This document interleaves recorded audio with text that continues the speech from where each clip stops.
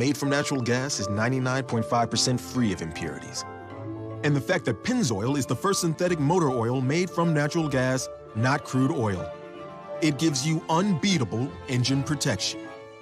The proof is in the Pennzoil. Based on Sequence 4A wear test using SAE 5W30. Ask for it at your local automotive retailer. Football is back. Watch the games this weekend with Buffalo Wild Wings' new house beer, Wild Herd Kolsch by Goose Island. Now just $3 for a tall from open to close all day, every day, including game days. Come celebrate football. Cheer with a Wild Herd at the bar at Buffalo Wild Wings. When it's clearance time, smart customers rush to Richards Honda because all of your favorite Honda models are at a fantastic price. And with our fanatical customer care, it's no wonder why people call Richards Honda the smart choice.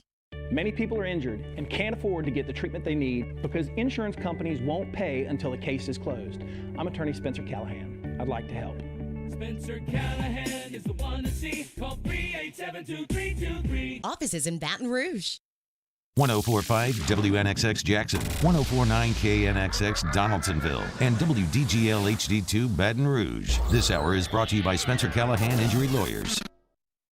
Sí, very intrigued by the Dan Le Batard Show on ESPN Radio. I'm just scrolling through box scores on my computer, and all the games say Browns, Ravens, Bengals, Chargers. Right.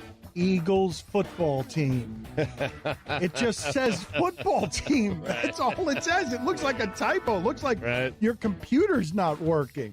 The Dan Le Batard Show with Stugotz. Weekday mornings at 10 on 104.5 ESPN Baton Rouge.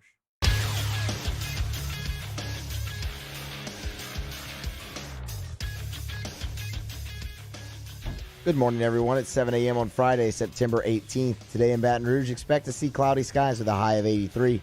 Coming up today on Off the Bench, presented by All-Star Toyota, Hunt Palmer of the LSU Sports Radio Network joins us at 7:30. SEC Network analyst Cole Kublik stops by at 8:30. And the Yacht Father, Jimmy Yacht, Ben Mintz, and Megan Making Money square off at 9:30. You can follow today's show on Twitter or Instagram at OTB_ESPN.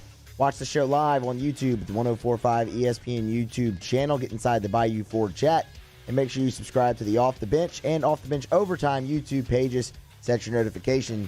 New content is posted there daily. Hour number 1 of OTB starts right now.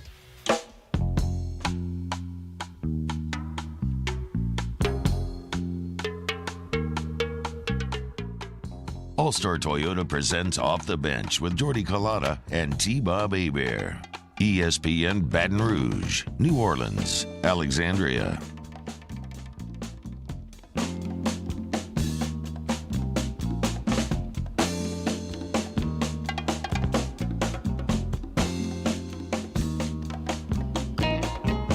Off and at it off the bench, 104.5 ESPN Baton Rouge, 100.3 ESPN Radio in New Orleans, 94.7 ESPN Alexandria. We are online at 104.5ESPN.com on your smart speakers this morning. You can find us on YouTube, the 104.5 ESPN YouTube station. Anything that happens here until 10 a.m., and we got a lot happening before we get out of here. You look so pale today, Danny. Danny, is that the lighting? Is that why you look so pale? A little chalky from this angle, too. Yeah, I feel a little chalky. Help your boy out a little bit. I'm just saying, help me out a little bit, Danny. I look like a ghost, okay? I know I haven't been outside a lot lately, but all you're doing is reinforcing my insecurities. 8 hours of Dungeons and Dragons in the studio will do that to you. Hey, y'all hate. Y'all hate. I don't. I love it. D&D, great sesh last night. Shout out my guy Trent Hill, the best DM in the game. Those episodes should be coming out on YouTube soon. We've got like a year worth of episodes in the can. We'll release them eventually. We got free beer. Mockler Beverage. We're back in the game. We got Free Beer Friday. It is back here. Remember, you got to follow Mockler Beverage, social media. A little different because there's no huddle. We do have a YouTube Bayou Ford chat app. You can jump inside, find out how you can win free beer every hour here on Off the Bench. Shout out to Mockler Beverage. Good to have you back. Hell yeah. Dude, Great that partnership. Is awesome, man. That is awesome. So free beer going into the penultimate weekend. Remember? We talked about it last time? Yeah. It's been a rough week. It's like the second to last. Oh, that's right. That's right. The right? eve. The yes, eve before yes, eve. exactly. So this is the penultimate LSU football weekend. We're back, baby, and next let me tell week. You, it feels like fall outside this morning. Walking in from the car to the back door was not as stressful as it usually is. Me and Musso were talking about that, dude. I was like, I don't want to jinx anything here, but like, I don't even think about fall weather in September. And this is about as close as I can remember us flirting with it at this point in the year. I mean, the high is still 83. That's yeah, not but, really but fall. we'll take that. We'll take it. That is fall to us. That's it's all fall, relative. That's September 83 fall. in September. Sign me up. That's what I'm saying. Speaking of not jinxing, boys, the Bulldogs had a good opening night win last night on the flag football field. Didn't want to talk a lot about it on the build-up, but on the post game, we looked good. Yeah, about to say you weren't. I mean, you didn't hype that at all. We didn't even know that was going down. Yeah, okay. Big one next weekend. Congrats, coach. Nice job. Big one next week. Here are your headlines on this Friday, September 18th.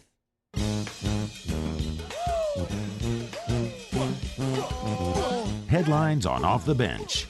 Joey Burrow finished 37 of 61 last night for 316 yards as Burrow became the first rookie quarterback to throw 60-plus times in a game and not record an interception since at least 1950. That per NFL research, Baker Mayfield and Odell Beckham Jr. connected for a first-quarter score as the Bengals fell 35-30 to the Cleveland Browns on Thursday night. Joe Burrow, though, everybody buzzing about the top overall pick. If they don't get him, killed, he might be a player. Burrow last night. Can I come to the O-line defense a little bit here, like Burrow did in the postgame? 63 pass attempts is a lot. Here you go. Just losing. Losing isn't very fun. This might be the only time in my sporting career that I've lost 2 games in a row. Doesn't feel very good. I know guys in there are hurting. We're going to come back to work tomorrow and try to get this thing right. Losing is unacceptable to me, to everybody in there, to Coach Taylor, to everybody in this organization. So we're just going to have to get it fixed. Look, my whole point is not that the Bengals O-line is good, because they are not, right? But if you don't have a good line, throwing the ball 61 times it's going to make them look even worse. You're asking them to do a lot there. I think Burrow gets that, whatever. They are going full Peyton Manning rookie year with Burrow. They're just going to throw him to the Wolves, throw the ball a ton. Wins and losses don't really matter. This is just all about developing, and for them, figuring out what pieces you have going forward. Like, hey, look, they have their own Mike Thomas. I didn't even know that. Me either. He was all over the place. Is that USC Mike Thomas? Who is that? Which Mike Thomas is that? Has there ever been a better... Well, no, I guess Mike Williams is actually the best football name. I feel like I've had like 7 or 8 NFL Mike Williams players. Let's do a Mike Williams tier list. That will be our Casual Friday tier list. Who's the best Mike Williams? So 35-30 last night. Cleveland defeats Cincinnati. We told you Odell Beckham Jr. got back into the action last night for the Browns offense as he had 4 receptions, 74 yards, and a score. Juice Landry had 3 catches for 46 yards. If you are a gambler and you bet on Burrow, he did come through for you in the end. Remember, that spread was Cleveland -6. So while that was a pointless score to many at the end of that game, it affected the wallets of many others. Through 2 games, no rookie quarterback has been hit more than Joe Burrow. He's been hit 22 times in his opening 2 games. Jesus. He ties David Carr, the former #1 pick for the Houston Texans, through 2 games is the most hit. Here is Burrow talking about his offensive line. Yeah, I mean, I have great people around me. O-line, I think played very, very well tonight.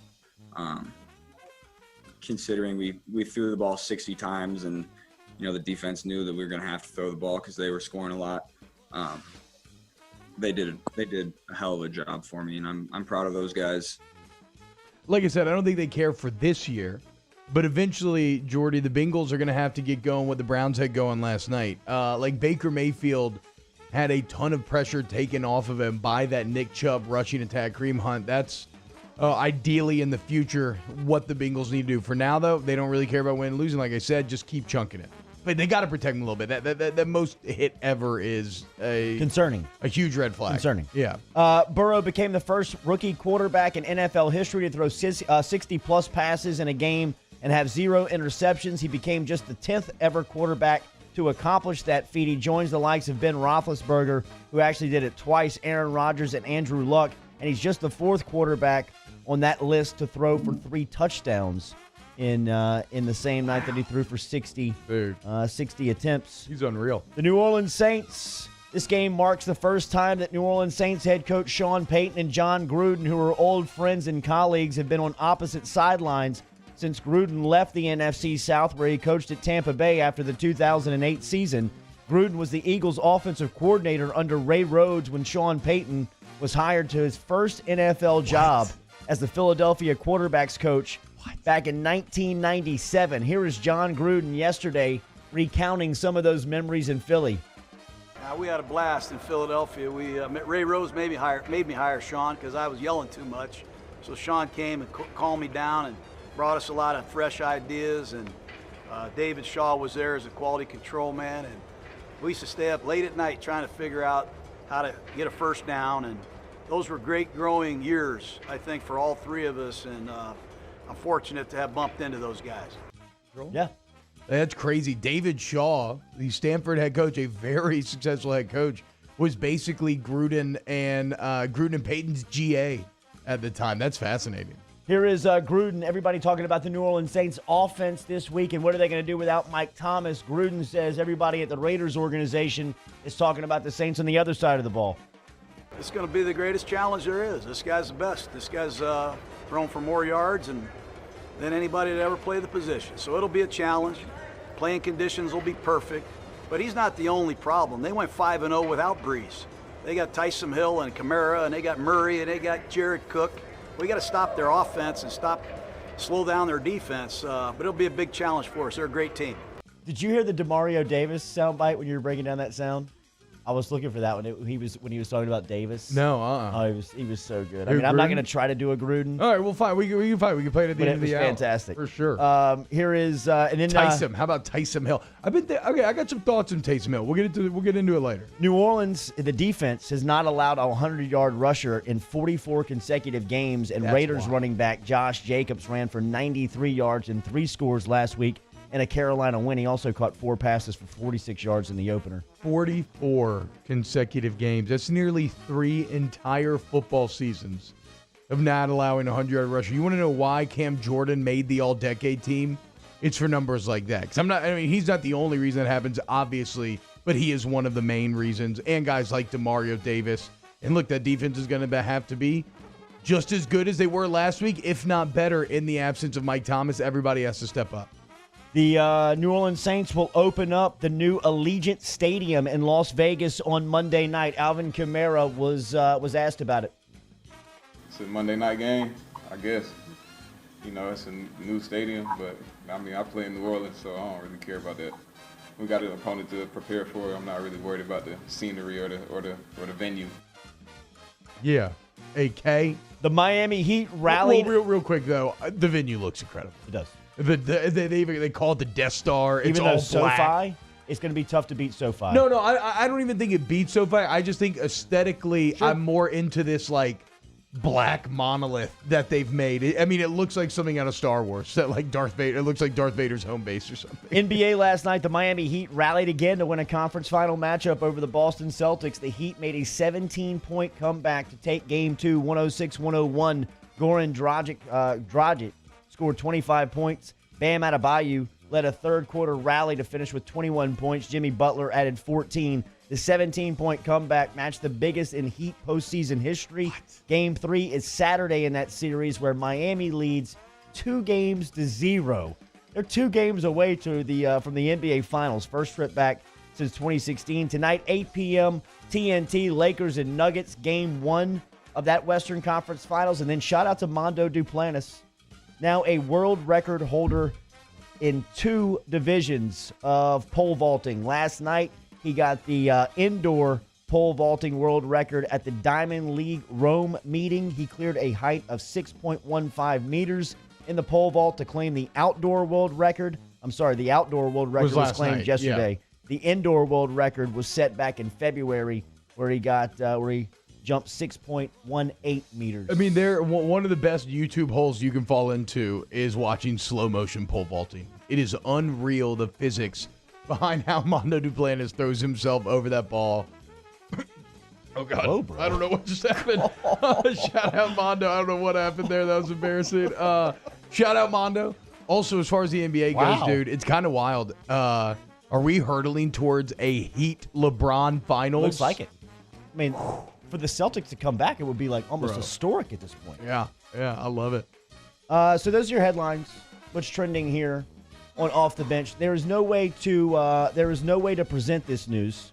There is no way to give you this news other than to tell you that the devastating news that came out of Our Lady of the Lake this morning, Ashley Robertson, who is the mother of Remy Hidalgo, posted a gut-wrenching, heart-wrenching post to announce that Remy passed away at 4 a.m. this morning. And to see that post from a mother, I'm telling you, it is tough to read on air. There's no way I could be able to get through it on air to read the post. I am reading the release from WBRZ.com, and our thoughts and prayers are with the Hidalgo family this morning in Denham Springs in that community, as I know that the hearts are very heavy here on this Friday morning. So our thoughts and prayers are with you, Livingston Parish, the Hidalgo family, on this devastating Friday morning. There is no way to transition out of that and talk about sports. We are going to do that until 10 a.m. here on Off the Bench. Come back with us. We're presented every day by All-Star Toyota. Off the Bench with Jordy Culotta and T-Bob Hebert. ESPN Baton Rouge, New Orleans, Alexandria. Each day we're brought to you by AccuTemp, service to the highest degree. Remember, you can find AccuTemp online at AccuTempBR.com. We were over there yesterday. The facility is incredible. You almost have to see the facility to believe it. It was a 2-year operation over at AccuTemp. They were working in trailers behind the facility while they were getting it up and getting it moving. But it is a full AC, residential AC, heating, and electrical services spot that you can find online at AccuTempBR.com. Yeah, I mean, I'm like you, Jordy. I was blown away. I didn't know fully what to expect. I mean, I'd read the copy points, right? You know, the 4.9 star reviews on Google, despite having over 1,200 reviews. That's crazy. But then you start to talk to them. You learn the philosophy behind how they treat their customers. They want to be an experience, not just an expense. They want to be there for you at every turn of the way. They want to make the process as enjoyable as possible, so you'll come back. Go to AccuTempBR.com today. In times of need, get a full list of phone numbers, websites, and other important emergency information on the Demco Stormwatch page at 1045ESPN.com. When it's clearance time, smart customers rush to Richard's Honda because all your favorite Honda models are at fantastic prices. And with our fanatical customer care, it's no wonder people call Richard's Honda the smart choice. This isn't just another day. It's so much more. Kelly's life was put on hold when her Auctioner primary care doctor discovered a rare blood disorder. Her doctor connected her to an Auctioner care team of cancer, heart, and kidney specialists. With multiple primary care locations around Baton Rouge, same-day appointments, and online scheduling, we're relentless about keeping you healthy. Auctioner Baton Rouge, innovating healthcare for Kelly. Gulf Coast Bank and Trust is a local bank with a straightforward philosophy. It's about doing the right thing for our customers. Participating in our community with annual local fundraisers. Offering individual attention in a modern banking atmosphere with a trusted local company. Gulf Coast Bank invested in technology with a local touch, giving our customers the power to bank anywhere, anytime. We're building relationships through personal service as the bank that cares about you. Gulf Coast Bank and Trust, the bank that cares about you. Do you know someone who sets a good example for all of us to follow? Someone who, without being asked, shows leadership, selflessness, and service to their community? We believe that's the definition of a good citizen, and so does Citizens Bank and Trust. So, if you know someone that sounds like what Jordy was just describing, nominate them to be your good citizen, and they'll have a chance to win $500 from Citizens Bank and Trust. Plus, we'll mention them right here on the show. So go to citizensbankandtrust.com for more details and nominate your good citizen. I've been doing business with Luba for 25 years. They're dependable, trustworthy. It's just the attention to detail with our clients. Our folks have years and years of experience. They're highly trained professionals, but many companies have that asset. What I'd like to think makes Luba a bit different is that we use those talents in a way that truly is dedicated to serving the needs of the folks who depend on us. To all of our heroes working on the front lines of this COVID-19 pandemic, your bravery and selflessness represent the very best of us, and we want to say thank you. I'm asking everyone around the state to join me in celebrating the heroism of our healthcare professionals on the 19th of every month at 1900 hours, that's 7 p.m. Write a note of appreciation, make plans to donate to charitable organizations, or say a prayer. To learn more, visit 19thanks.org. Thank you, and God bless. Your Honda needs some TLC, and Richards Honda is the smart place to get it. With oil changes at just $39. And with so many service bays, you'll be in and out super fast. Yo, join us for a TGIF edition of Hanging with Hester and Handy, presented by Richards Honda from noon to 3. Richard Dick Dixon makes his return in studio with us for an hour on 104.5 ESPN Baton Rouge.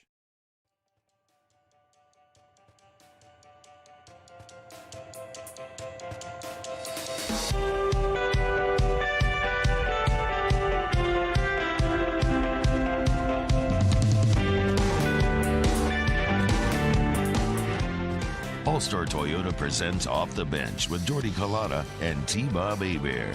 ESPN Baton Rouge, New Orleans, Alexandria. All right, stick around here on Off the Bench. Hunt Palmer going to stop by in 12 minutes. We'll also talk to Cole Kublik in the second hour as we get you set up for an NFL weekend and a college football weekend. Not too many games to talk about, but next week at this time we'll be setting you up for SEC slate of schedule to watch all day. As LSU will be fighting Mississippi State, 2:30 inside Tiger Stadium next week. All of our pregame coverage, postgame coverage, all of that will fall in line just like we do every year here on Eagle 98.1, Guarantee Media, 104.5 ESPN Baton Rouge. We will have you covered. Whiskey and Wine will originate from Don Juan Cigar Bar this season.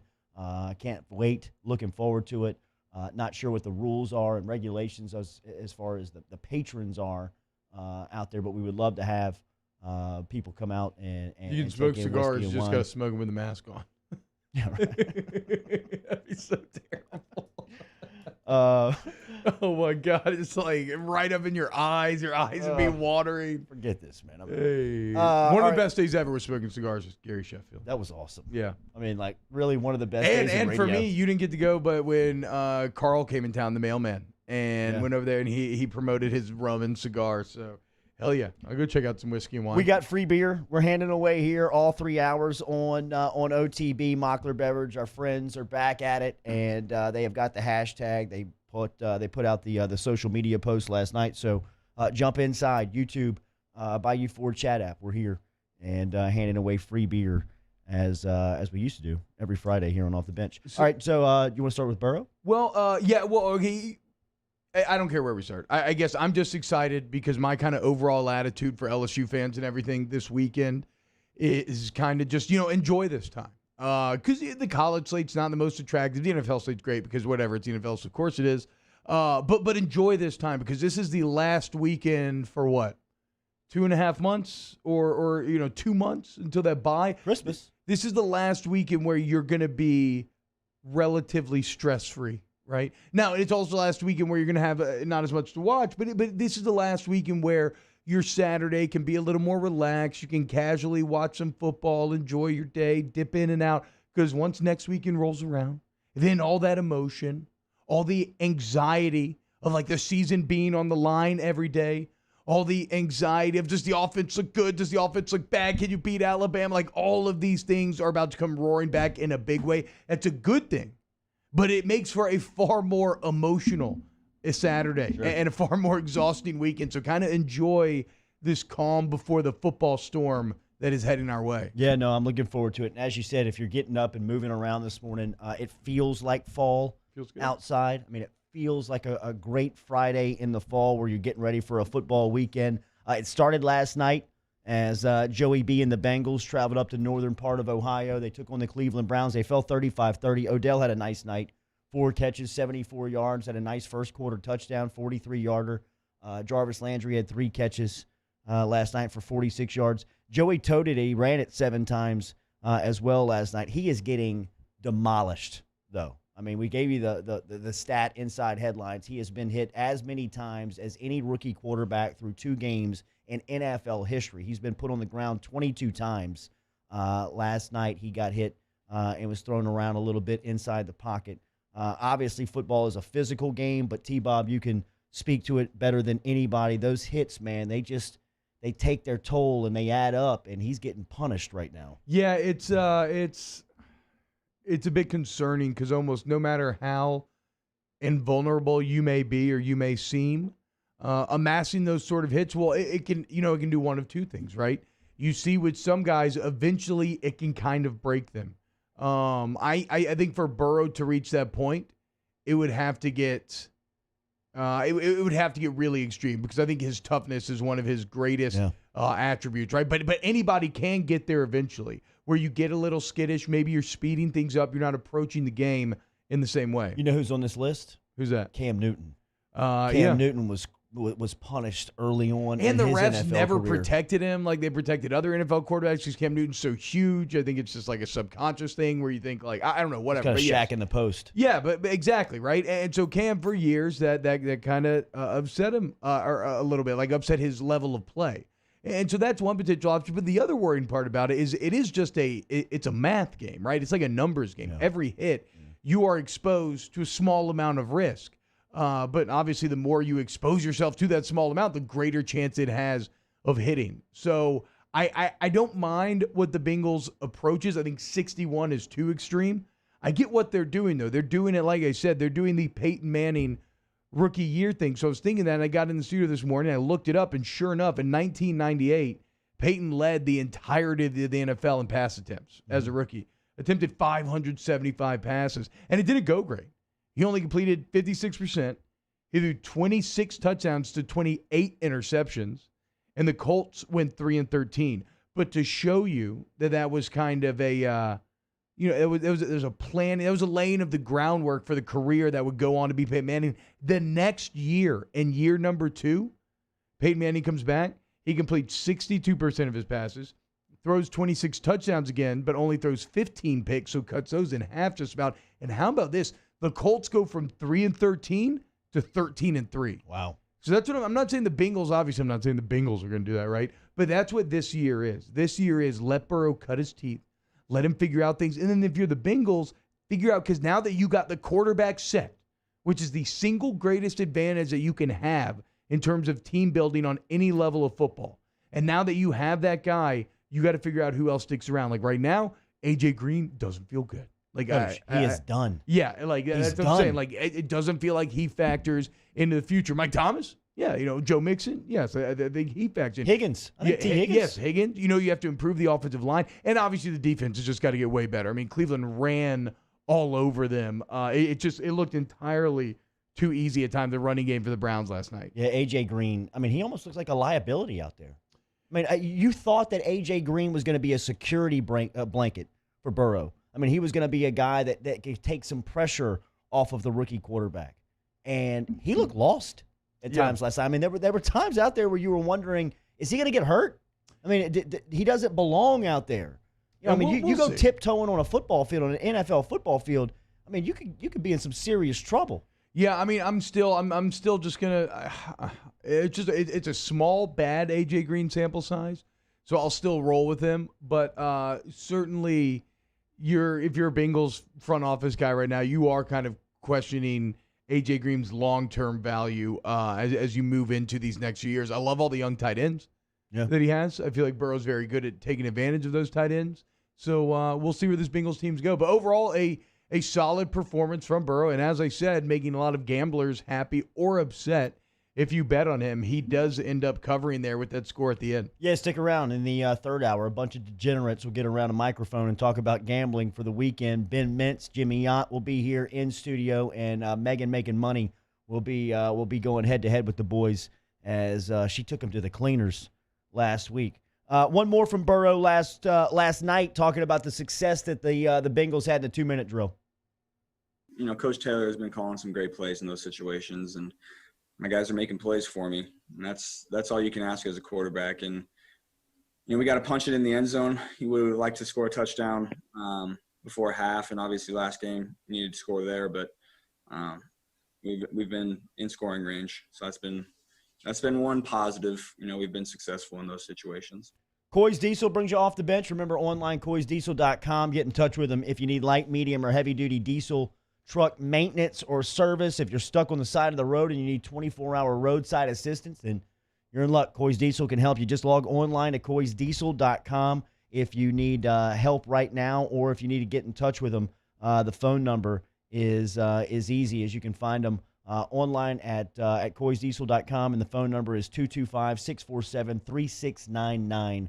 coysdiesel.com. City Boy Outdoors in the YouTube chat raises a good question. Are we giving the coaches a little too much credit here? Planned 500-plus pass attempts, or did the team just suck and they needed to throw more to try and come back? That is also an element. Like, if you're a bad team, you're going to be constantly losing, you're going to be throwing more. I just think to get to that full 60 number, there's amount of effort in there that is planned, that you are like, we're just going to sling it and we don't really care no matter what the score or the situation is. Well, and Burrow is selling that as that's what he wants. That's what they did in college. Coaches, right? I mean, he's probably going in there and say, look, man, I mean, take the training wheels off. Let me ride this bike. Yeah. You know what I mean? Just get me out and let me go. All right, we'll talk to Hunt Palmer here next on Off the Bench.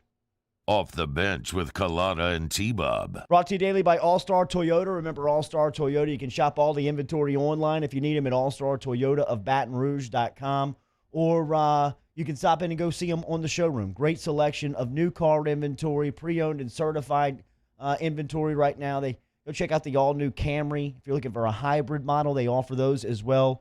You don't just have to buy a car. They can lease you a vehicle if you're trying to get out of town for the weekend. As T-Bob said, this is kind of like the last weekend before you'll be locked in for a couple of months. If you're getting out and going somewhere and you want to rent a car, get in touch with All-Star Toyota of Baton Rouge. You got to call the service department, ask for Lisa Sessions. Should get you hooked up for the weekend. Online, All-Star Toyota of BatonRouge.com. All-Star Toyota of BatonRouge.com. All-Star Toyota of BatonRouge.com. Some great September deals you're going to take advantage of. The one that I think our listeners probably love the most. How about that 2020 Tundra? 0% APR financing for 72 months right now. Or maybe you man up and get a Sienna like me. Go to allstartoyotabatonrouge.com.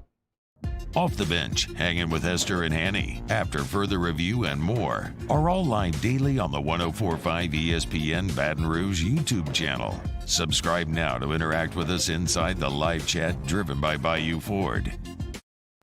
Gulf Coast Bank and Trust is a local bank with a straightforward philosophy. It's about doing the right thing for our customers. Participating in our community with annual local fundraisers, offering individual attention in a modern banking atmosphere with a trusted local company. Gulf Coast Bank invested in technology with a local touch, giving our customers the power to bank anywhere, anytime. We're building relationships through personal service as the bank that cares about you. Gulf Coast Bank and Trust, the bank that cares about you. This is a house call. This is a follow-up appointment. This is a diabetes checkup. This isn't just more convenient care, it's more advanced care. This is innovating healthcare at Louisiana's #1 hospital, Ochsner. Are you a licensed contractor? There's lots of good contractors in Louisiana doing work the right way, but unfortunately, too many unlicensed contractors are working outside the licensing requirements. Working as a contractor in Louisiana requires a license for the company doing the work. The Louisiana State Licensing Board for Contractors wants to help you get licensed to allow you to conduct work legally. It's not difficult to get the license. We can help you. Go to lacontractor.org for more information. Licensed contractors, it's the law. Gulf Coast Office Products is a nationally recognized Savin office equipment dealer based right here in Louisiana. Over 100 employees strong, Gulf Coast has the boots on the ground to support all vertical markets from education, engineering, legal, and finance. With the latest in office technology from desktop to production segment units, Gulf Coast and Savin have the perfect fit for you. Call 225-756-2644. That's 756-2644 for Gulf Coast Office Products. At All-Star Toyota, you get it all. If you're in the market for an all-new Toyota vehicle, come see our friendly and knowledgeable sales team at All-Star Toyota. Located in Baton Rouge at the corner of Airline and Goodwood, we've been serving our community since 2005 by offering a large selection of new Toyota cars, trucks, and SUVs. Get behind the wheel of your dream car and take a test drive at All Star Toyota today.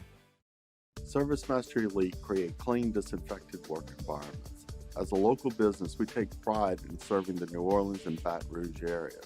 Our cleaning protocols follow CDC and OSHA standards for healthcare settings, offices, senior living, restaurants, and industrial plants. Contact ServiceMaster Elite to get your operation ready for reopening with germ disinfection cleaning. ServiceMaster Elite, the trusted choice in professional cleaning since 1996. Join us for a Friday edition of Game Time with Jimmy Ott and Ben Mintz. We're live from Rufino's from 10 to 12 p.m. as it's a football Friday and a Lock of the Week Friday. Tune in as we get you ready for the weekend in football on 104.5 ESPN Baton Rouge.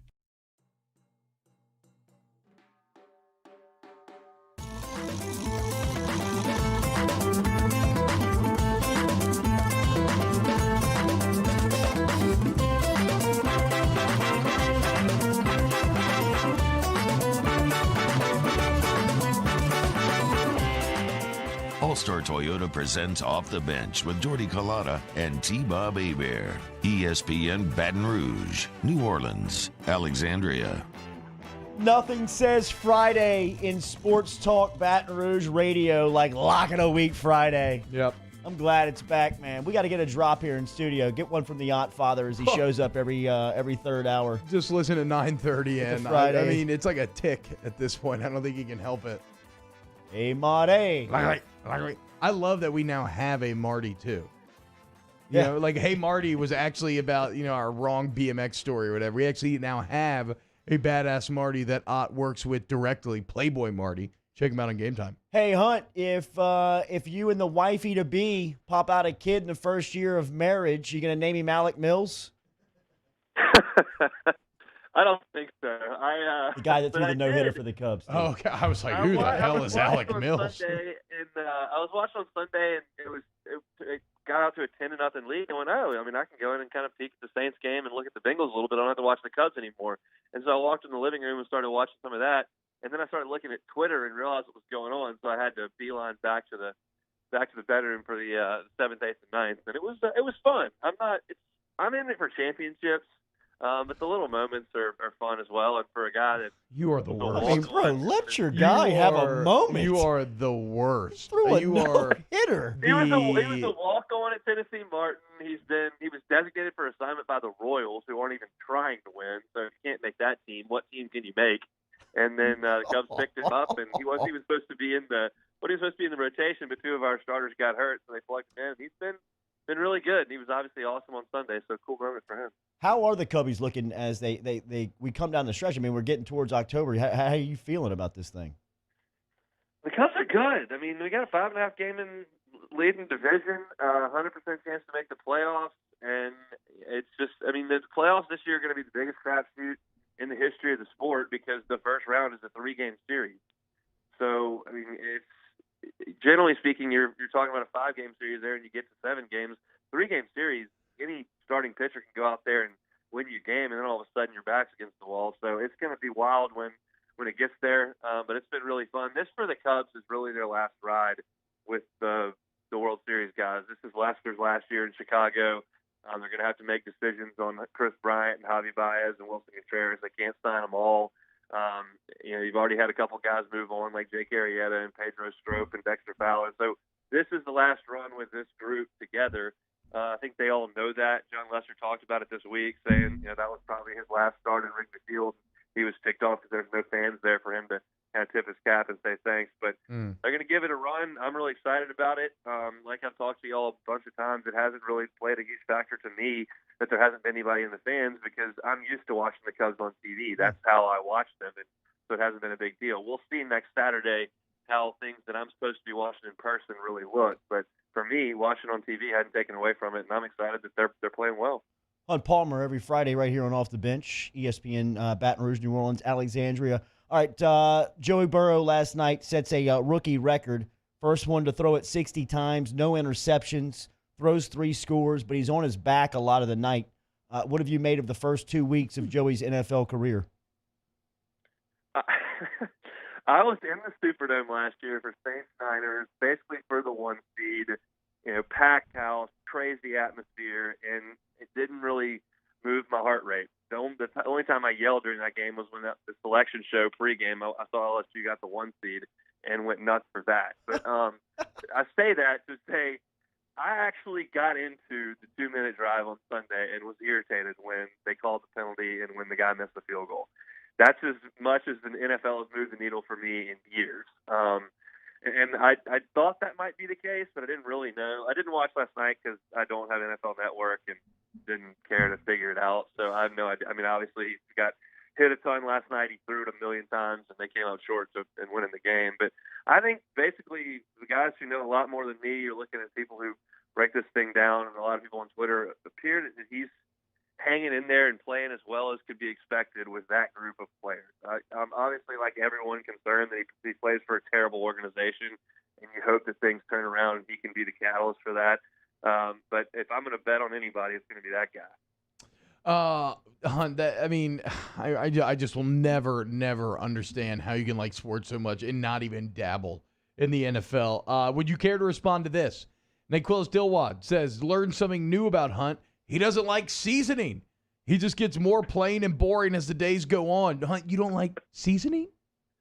This comes from a tweet from yesterday. You saw that tweet that's going around on Twitter that says, name something from your region or home area that you don't like food-wise. I don't like spicy food. I think spicy is a painful thing. It hurts your mouth, makes your eyes water. It creates all kinds of problems.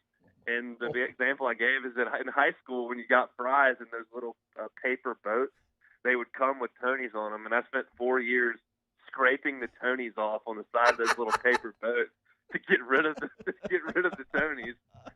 What? I tolerate a little bit of heat. I tolerate a little bit of heat in my crawfish. That I will go with. But like for general food, if I'm at Popeyes, we're going mild all day, every day. You don't put the Tony's on the outside of the crawfish, do you? A delicious, spicy, delicious, spicy Cajun fry, and you're sitting here OCD like wiping off the best season fry that's ever existed was at Fast Track. If anybody knows what I'm talking about, an old Baton Rouge staple. I think Dr. Hill, who owns Carriages and Jefferson Square, owned Fast Track, and the best seasoned fries that ever existed were at Fast Track. At me, debate me inside of the Bayou Ford chat app if you want some. What are the best fries? Well, they don't exist anymore. Oh. Seasoned fries, Fast Track, old school. Glad to see you're dialed into the show this Friday. Hunt, reading the LSU chat. plays next Saturday. What's the biggest storyline going into kickoff? The biggest storyline going into kickoff, I think, is probably, to me, how the offense functions without the best player to ever play on offense. I think it's that simple. I believe in the weapons. I believe in the system. I think that Steve Ensminger will have taken so much from what he clearly learned last year from Joe Brady, and that they'll implement that, and that the offense will have a lot of the same concepts with a little bit added from Scott Linehan. I expect the system to be really good, and I really believe in the guys who will have the ball in their hands. It's just a question of how well Brennan functions behind that offensive line and how well the offensive line does in letting him operate. And I tend to think it's going to be pretty daggum good. I think the defense will be fine. I don't think Mississippi State's very good. I'm going to dive deeper into that next week. But to me, it's just, what does the offense look like, and how do we as a fan base and media people around it function when it's not perfect? There are going to be some hiccups, and we got to realize that. I will probably say that in the first pregame show, in the first postgame show, and say, I'm not saying anymore. Everybody's got to realize Brennan's going to miss throws. We're going to punt. There's going to be some turnovers. It's just not going to be perfect like it was last year. That doesn't happen. And so we got to figure it out how we're going to handle that. And I was talking to some guys, I think it was Hester Show on Tuesday, and they're like, what's your takeaway from watching college football so far? And I was like, well, my deal is last year the offense was perfect that I watched every single week. And I don't watch a ton of other college football because for like 8 hours of the day, I'm tied up on the air and watching LSU, so I can't watch as much as I would really like to watch. So I'm watching LSU, and it's just poetry. And then all I've done since January is watch YouTube videos of LSU, which is even better because they literally never make a mistake in that. Yeah. And then I turn on Florida State and Georgia Tech, and these quarterbacks are taking snaps, and they're dropping their eyes, and they're like cowering in the pocket, and they're running around, and throwing the ball inaccurately, and I'm going, these guys stink. And like I'm so conditioned now for this perfect offense and this quarterback that never makes a mistake that I've got to realize that that's not really the real world, and that we're going to have to. I mean, I watched it for 10 years, so it's not like I've never seen it before. But I've got to get myself back into the mode of, well, we're going to make some mistakes.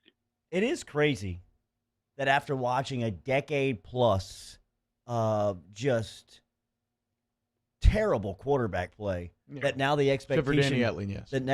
that now the expectation after one season at LSU is just, I mean, the gold standard. Look, man, it's the whole Pandora's box thing. Once you open that box, it's hard to put it back inside. Like, once you've lived that high life. I mean, look at the recruiting. You want to go back to the penthouse. Hunt, so if they're going to get back there, the defense, I'm starting to get really hyped about them. I mean, some of the things that Coach O says are pretty, I mean, he's being pretty straightforward about how high his expectations are here. Why do you think, or do you? I mean, how do you think the defense will square up with KJ Costello and Leach and company? I think they'll handle that just fine. I truly believe when the people started seeing the opt-outs, to me, the combination of Farrell and Shelvin was more impactful than Chase because of what you had behind it. And I love Jamar Chase. If you talk to Brandon Taylor and Marlon Favorite, I was banging the drum for Chase when he was a freshman. That's one of the few things I've gotten right. Trust me, I love the guy. He's one of my favorite players to ever play at LSU.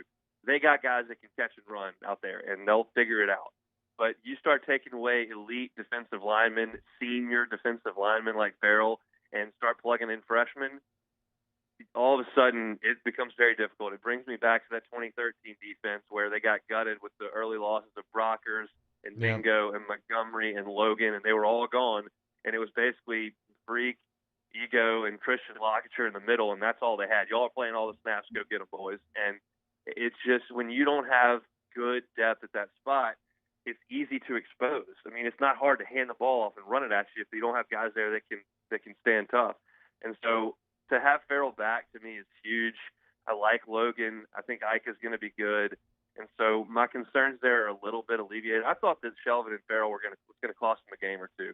And Farrell coming back, alleviates that a little bit. I think defense is going to be just fine. I think Ogeron is talking a little more than I believe. When you come out and say that our defense, with no spring ball in a new system, with losing the guys that you lost with Shelvin and Delpit and Fulton and the two linebackers and Chase on, and then you say we're much better than we were at any point last year. I got to kind of roll my eyes when you had Travis Etienne and T. Higgins and Trevor Lawrence out there, and you held them to, I think, 6 in the second half, and you held Texas A&M to 10 for the game. And, okay, I saw the Ole Miss game. We didn't look very good against Vanderbilt at 11 o'clock in the morning, but let's pump the brakes on. We're much better than we were at any point last year in the best season in the history of college football. But that said, I do think the defense is going to be pretty damn good. Hunt, who's going to win at who is going to win at Wingfoot? This whole tournament's about to change. The wind's going to start blowing, and they got sub-air systems in these greens. They're going to suck all the moisture out of them, and they're going to turn into trampoline. And it's going to be very difficult. People were irritated that guys were shooting 4 and 5 under yesterday. That's going to change. I still think I have a hard time betting against Justin Thomas. That's who I picked before the week, and he obviously played great yesterday. He hits it far enough, and he's a great putter and a good short game player, great iron player. So I would still tend to lean towards him. More like Windfoot. Patrick Reed is 4 under right now. Thomas Peters, loved it. Thomas Peters, the German, is leading right now at 6 under at Wingfoot. Hunt, have a great weekend. We'll talk to you next Friday, and we'll be talking about a game. We will be breaking down a game. I'm gonna come see y'all next Friday. How does that sound? I'll believe you. Hell yeah, dude! I actually had Later, Peters. man. I had Peters winning it all. Did you? Yeah, I had Peters winning. Close it all. that hour one next. Off the bench with Kalata and T-Bob. What's his first name? Yeah, I don't. That's a detail that I don't really bother with. I had Peters winning it all. That's right. Landwy Insurance. Jason. Landwy Insurance. It's Thomas Peters. I got mixed up. I was thinking of football. First name basis over at Landwy Insurance. Randy, Brian, and David are the boys. In fact, don't forget, Off the Bench has a field trip with the Landwys on Wednesday. We're all going to Lutcher to eat catfish with Randy, Brian, and David. There are insurance agents as well. Flood insurance, business insurance, home insurance, auto insurance, all of it's bundled up for great monthly savings. Online, LANOIXagency.com. LANOIXagency.com, LanoisAgency.com. Like Jordy alluded to, I bundle my home, I bundle my auto. That saves me money. I get my flood insurance from Lanois. But really the key is that they save you money, right? They customize policies for your specific needs. And then whatever those needs may be, they take care of them. And they just save you money without you lifting a finger. Go to LanoisAgency.com, LanoisAgency.com. Our listeners fire off their opinions on the JimsFirearms.net hotline at 499-1045. Keep listening for your next chance to shoot us your thoughts with the JimsFirearms.net hotline on 1045 ESPN Baton Rouge. This isn't just another day. It's so much more. Kelly's life was put on hold when her auctioneer primary care doctor discovered a rare blood disorder. Her doctor connected her to an auctioneer care team of cancer, heart, and kidney specialists. With multiple primary care locations around Baton Rouge, same-day appointments, and online scheduling, we're relentless about keeping you healthy. Auctioneer Baton Rouge, innovating healthcare for Kelly.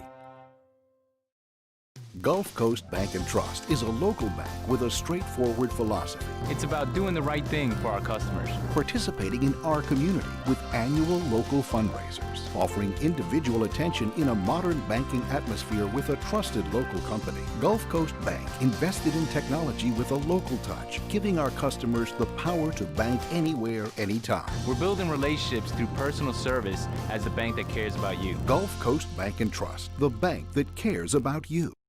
To all of our heroes working on the front lines of this COVID-19 pandemic, your bravery and selflessness represent the very best of us, and we want to say thank you. I'm asking everyone around the state to join me in celebrating the heroism of our healthcare professionals on the 19th of every month at 1900 hours, that's 7 p.m. Write a note of appreciation, make plans to donate to charitable organizations, or say a prayer. To learn more, visit 19thanks.org. Thank you, and God bless. I've been doing business with Luba for 25 years. They're dependable, trustworthy. It's just the attention to detail with our clients. Our folks have years and years of experience.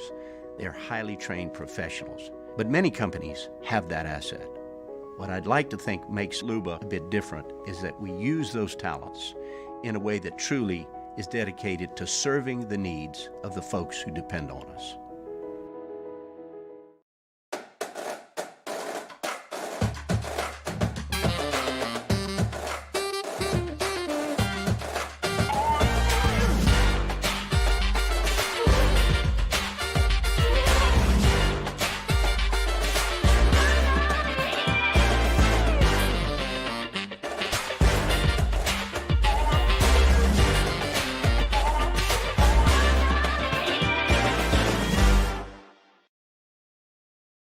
Are you a licensed contractor? There's lots of good contractors in Louisiana doing work the right way, but unfortunately, too many unlicensed contractors are working outside the licensing requirements. Working as a contractor in Louisiana requires a license for the company doing the work. The Louisiana State Licensing Board for Contractors wants to help you get licensed to allow you to conduct work legally. It's not difficult to get the license. We can help you. Go to lacontractor.org for more information. License. Yo, join us for a TGIF edition of Hanging with Hester and Handy presented by Richard's Honda from noon to 3. Richard Dick Dixon makes his return in studio with us for an hour on 104.5 ESPN Baton Rouge.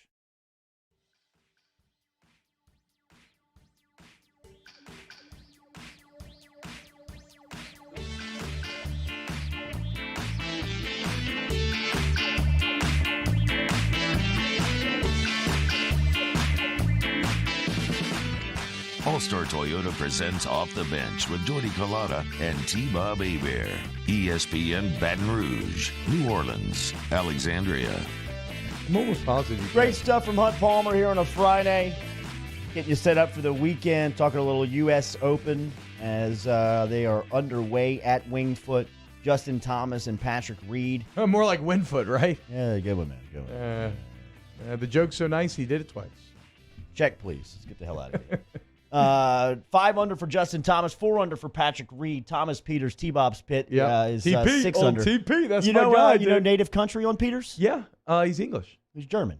Oh, England, German, Europe, ipso facto. It's kind of the same thing, for being honest. That's right, kids. Have a good day at school today. And when geography comes up, Are you talking about East Germany or West Germany? Forget about Uncle T-Bob. Yeah, didn't I say Germany was landlocked one time, which apparently it's not. So, we learn new things every day here on Technically, he's Belgian. But that's pretty much the same thing. Get out of here with your AFR facts. I love some, I just love Belgium. I love their beer. Think about a country. Is there a country on planet Earth that is known for better things than Belgium is? They're known for French fries. They're known for diamonds. They're known for chocolate. And they're known for waffles. They're very wealthy. They have like great, what is it when you're satisfied with your quality of life in your country? I don't know, like happiness levels. Yeah, like there's like an actual metric that people use, right? Like satisfaction or something. They score high on that. Quality of life or something like that? Yeah, something like that. Something like that, right? And they're even in the midst of a golden era in football where they have like young superstars all over the place. They're really good. I guess they're getting older now, but either way, shout out Belgium. Shout out my guy Peters. I'm in. Yeah, Thomas let's go. Peters. Let's I'll roll. call TP up.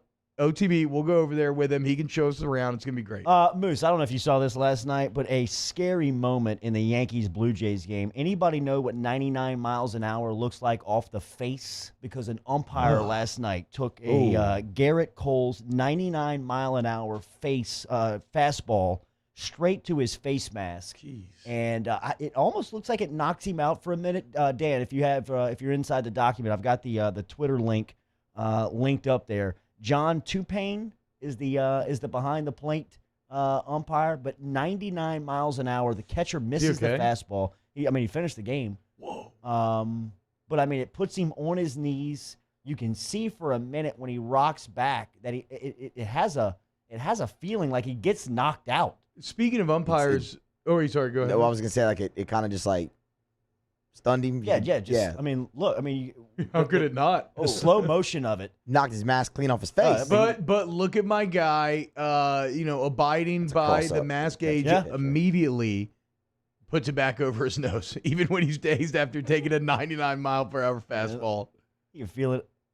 Boom! Oh, dude, right in his chin, too. See that? Look, it looks like it knocks him out. At least he had the mask. Oof. Like his right, I know, mask. Wait, how about they tell you in broadcasting school, don't ever describe any videos on radio. That's terrible for the media. Okay, but broadcasting school is also kind of old now. Like, especially when I was there. Times have changed. Especially when I was there, because it was YouTube's never a big thing. Yeah, I think you get away with it a little more now. It's not ideal, but you should look it up. You have the internet on your phone. Hour 2 will get you set for the weekend. We got free beer. Free Beer Friday. Mockler Beverage, shout out. Share the stream with Colada and T-Bob.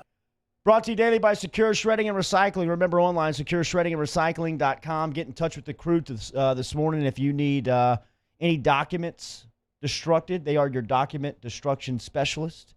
Doesn't matter if you're an individual, if you are a business, nonprofit organization, or a government agency. Secure Shredding and Recycling can get you taken care of this morning. Mobile shredding, drop-off shredding. They destroy hard drives over there. In fact, if you mention Off the Bench, they will destruct 2 of your hard drives for free.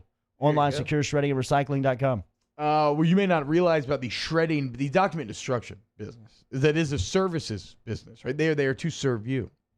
And they get that at Secure Shredding and Recycling. They're local. They're LSU grad. So this is not like some national company where you're just a number on a spreadsheet. There's a relationship there. They're going to actively work to serve your needs to the best of their ability. That's why they can destroy on site. They have drop-off points. They can bring it to their facilities. They are the best. Go to SecureShreddingRecycling.com today.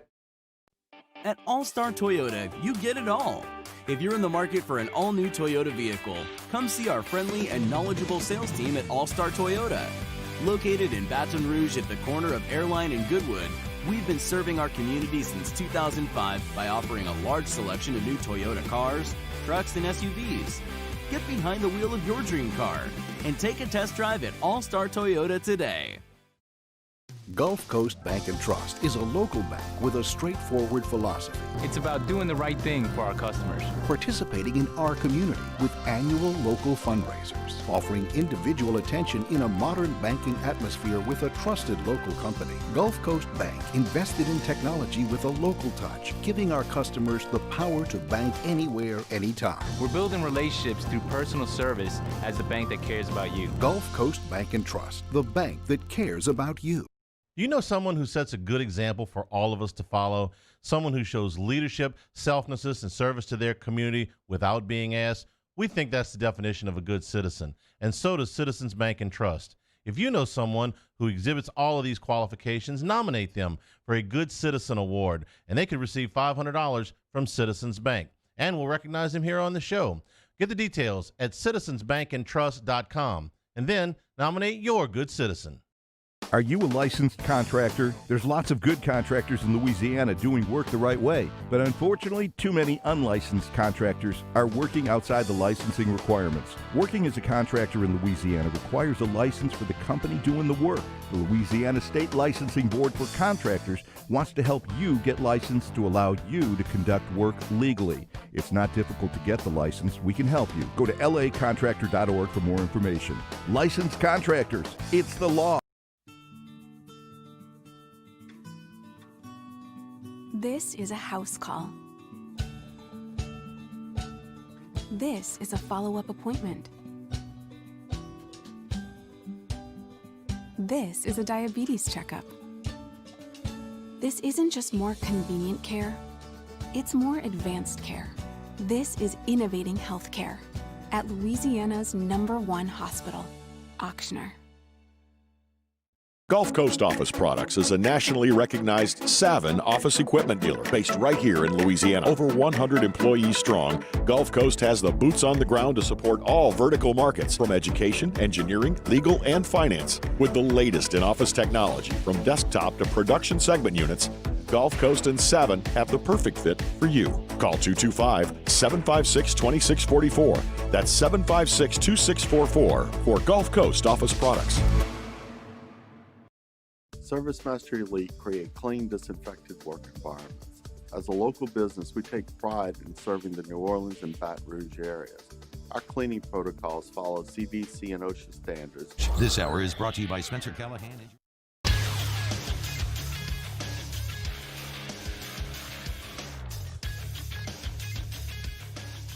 Good morning, everyone. It's 8 a.m. on Friday, September 18th. Today in Baton Rouge, expect to see cloudy skies with a high of 83. Still to come on Off the Bench, SEC Network analyst Cole Kubelik stops by at 8:30, and the Yacht Father Jimmy Yacht, Ben Mintz, and Megan Making Money join us at 9:30. You can follow today's show on Twitter or Instagram at OTB_ESPN.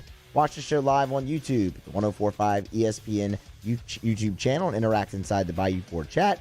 Also, make sure to subscribe to the Off the Bench and Off the Bench Overtime pages on YouTube. Set your notifications. New content is posted there daily. Hour number 2 of OTB starts right now.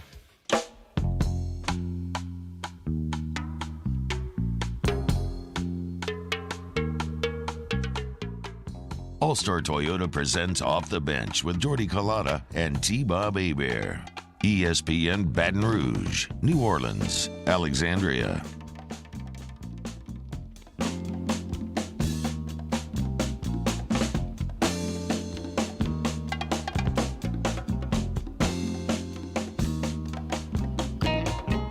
Hour 2 off and at it off the bench. 104.5 ESPN Baton Rouge, 100.3 ESPN Radio down in New Orleans, 94.7 ESPN Alexandria, online 104.5 ESPN.com. Jordy Collada, T-Bob Hebert, Matthew Musso, Danny Cardenas here with you. Up until 10 a.m., the Yacht Father, Ben Mintz, Megan Making Money, all going to be in studio. Megan Making Money not going to be here though, right? No. Although our listeners would probably appreciate that because she's easily the best looking person out of the group. Probably Mintz coming in second, me third, and then Otter last, I would say. Yeah? Yeah. No, not really. That's kind of a joke, Reagan. I actually think Otter's very good looking. Really? Yeah. I would say Megan, then Otter. Tier list. Yeah. Third hour of OTBOT. Degenerate looks tier list. We have established our tier list. Scientists have got together. We've collated the data. Yeah. And we have decided that on the tier list this week, we will use our scientific process to objectively and inarguably come up with the perfect candy bar tier list. Give me one S-tier candy bar. I'll kick it off easy. Chalk. Snickers. Yeah, that's the first I think thing it's to grab, everybody's yeah. first almost. And a little caveat, all of these are coming out of the freezer, correct? For me personally, I'm not going to say they have to, but for me personally, I like my sweets out of the cold. Mine too. And mine would be a Butterfinger. It's a great candy. Go Milky Way. Enjoy a good Milky Way. Okay, in the S tier. Okay, we'll see if it lasts up there. Probably won't, but it's good candy. I said Twix, but I think I might do Reese's instead. Reese's. It's a good now, call. Now you're talking about. That's a good debate on Twitter, though. Reese's or Twix. I mean, I'll take Reese's. a peanut butter chocolate thing all day, every day. Yeah. I mean, that is just Feels like that's probably the answer. Is that not just like the taste greatest co- combination? Taste, well, I'd say taste combination tier list. Yeah, like your peanut peanut butter butter and jelly, chocolate peanut butter chocolate. is- Yeah, it's unbelievable. It's one thing I've been doing lately. Fat guy quarantine snack is it's get lazy too. You just get like a spoonful of peanut butter and then just stick some chocolate chips on that thing. Yeah. And you're good to go. A little glass of milk. You got like a poor man's Reese's right there. Golden. All right, stick around. We're going to talk college football with Cole Kublik coming up at 8:30 this morning. We'll get you set up for a not too much of an attractive college football weekend, but NFL's here, and we're not going to start complaining about sports, are we? I mean, we've been Brian Burgess, let's go. Almond Joy is S tier to me. Gross. I agree. That would be my true number one. I just didn't choose it because I know it won't last up there. But thank you, Brian. You have great taste. Burgess sounds like one of those chumps that hands out Almond Joy on Halloween. I love Halloween because Didn't you hate the guy? I mean, I hated the neighbors that would put the Almond Joy out, knowing that this is not just going into the trash bucket. Nobody's going to eat this. You should have just saved the cash. That's why if you were going to nope, hand out the nope. Almond Joy That's why and you- saved a couple of dollars on Halloween. No, that's why you need a friend like me. I catch all that Almond Joy runoff. Right? I'm just at the bottom. It's How like, much can you take? Like, give me all the Almond Joy. I mean- I want all of your Almond Joys that you don't want on Halloween. I ate like all of Alice's last year. Give them all to me. Coconut's delicious. Almonds are delicious. I mean, Chocolate's yes, delicious. Coconut is good, yes. Yeah. Hell yeah. So why? Yes, Coconuts, exactly. chocolate, and almonds mixed together aren't good. Yes, all three of those things are good. No. So logic dictates. Danny, a surprise supporter Danny's of Almond Joy. Yeah, there's something about it that just makes it. It's terrible. Combination's good. Danny's the coolest guy on the show. It's so bad it's good. Yeah. No. Get out of here. So No. bad it's good. It's so good that it's good. Okay. What were you saying though before I distracted us?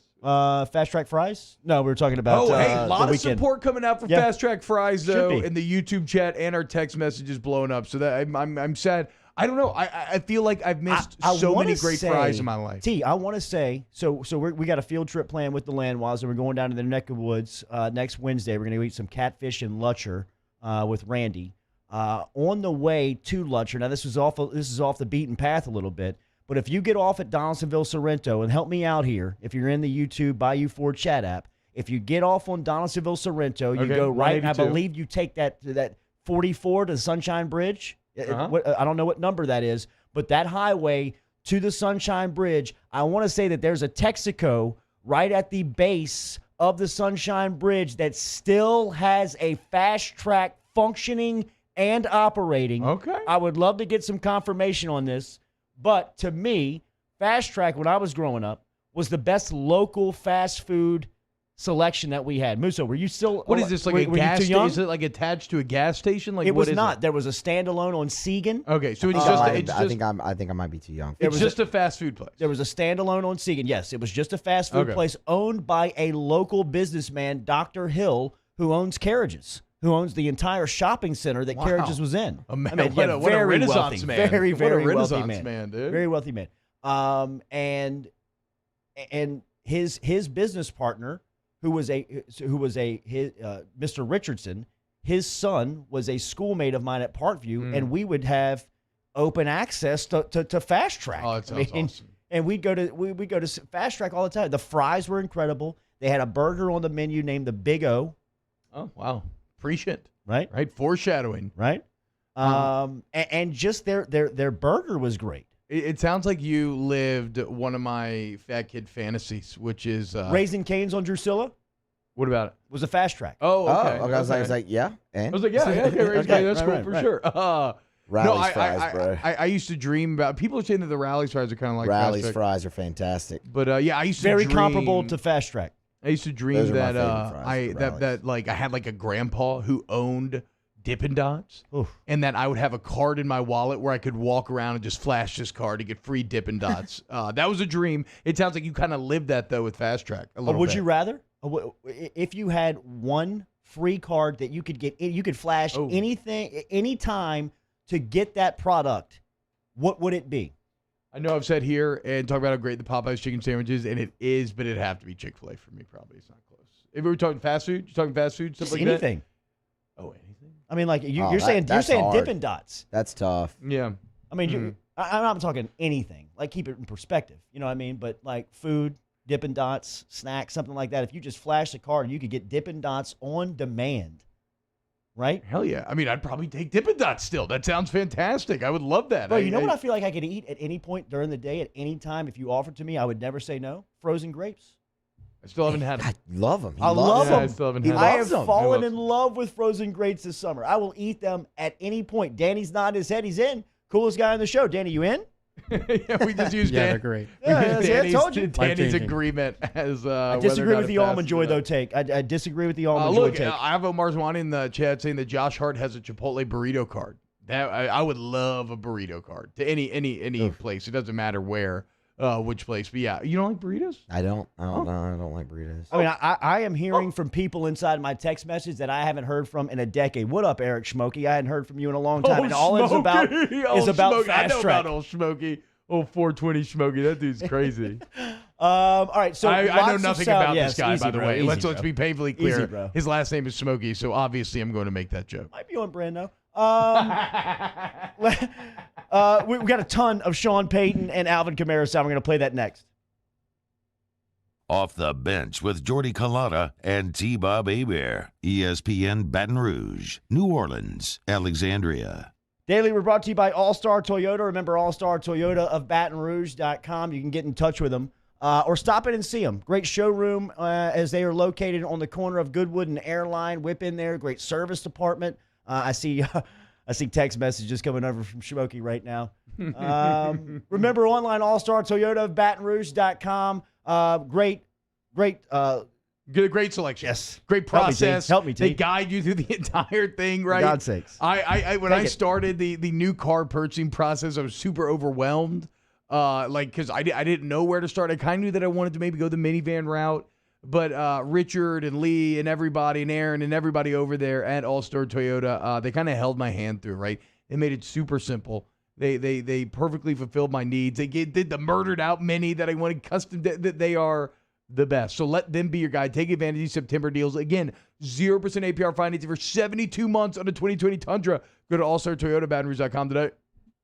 We opened up the playbook and expanded our coverage. Listen daily in high definition on 98.1 HD2. We are 104.5 ESPN Baton Rouge.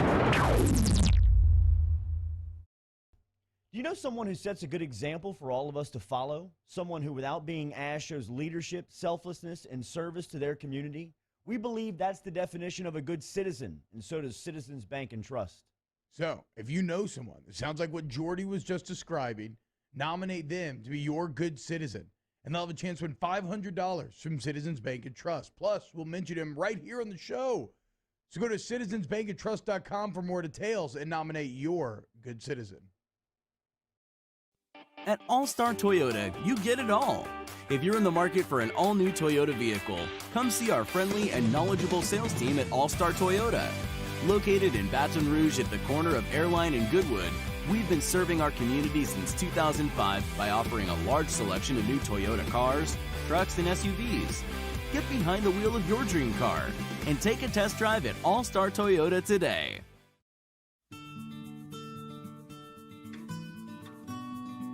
This is a house call.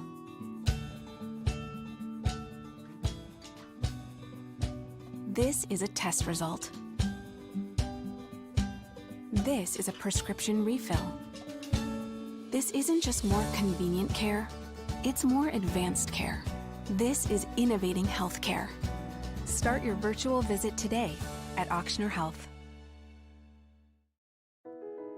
I've been doing business with Luba for 25 years. They're dependable, trustworthy. It's just the attention to detail with our clients. Our folks have years and years of experience. They're highly trained professionals, but many companies have that asset. What I'd like to think makes Luba a bit different is that we use those talents in a way that truly is dedicated to serving the needs of the folks who depend on us. Gulf Coast Bank and Trust is a local bank with a straightforward philosophy. It's about doing the right thing for our customers. Participating in our community with annual local fundraisers, offering individual attention in a modern banking atmosphere with a trusted local company. Gulf Coast Bank invested in technology with a local touch, giving our customers the power to bank anywhere, anytime. We're building relationships through personal service as the bank that cares about you. Gulf Coast Bank and Trust, the bank that cares about you. Here at the Big Squeezy, we continue to serve the Baton Rouge and Southeast Louisiana areas during these troubling times. We are dedicated to providing you healthy food items to help you live your best life. From our cold-pressed juices to our delicious smoothies, let the Big Squeezy keep you going. Stay active, stay happy, and let us help you stay healthy. Visit us at our locations and also inside of Alexander's and Mathern's grocery stores or online at thebigsqueezy.com. Join us for a Friday edition of Game Time with Jimmy Ott and Ben Mintz. We're live from Rufino's from 10 to 12 p.m. as it's a football Friday and a lock of the week Friday. Tune in as we get you ready for the weekend in football on 104.5 ESPN Baton Rouge.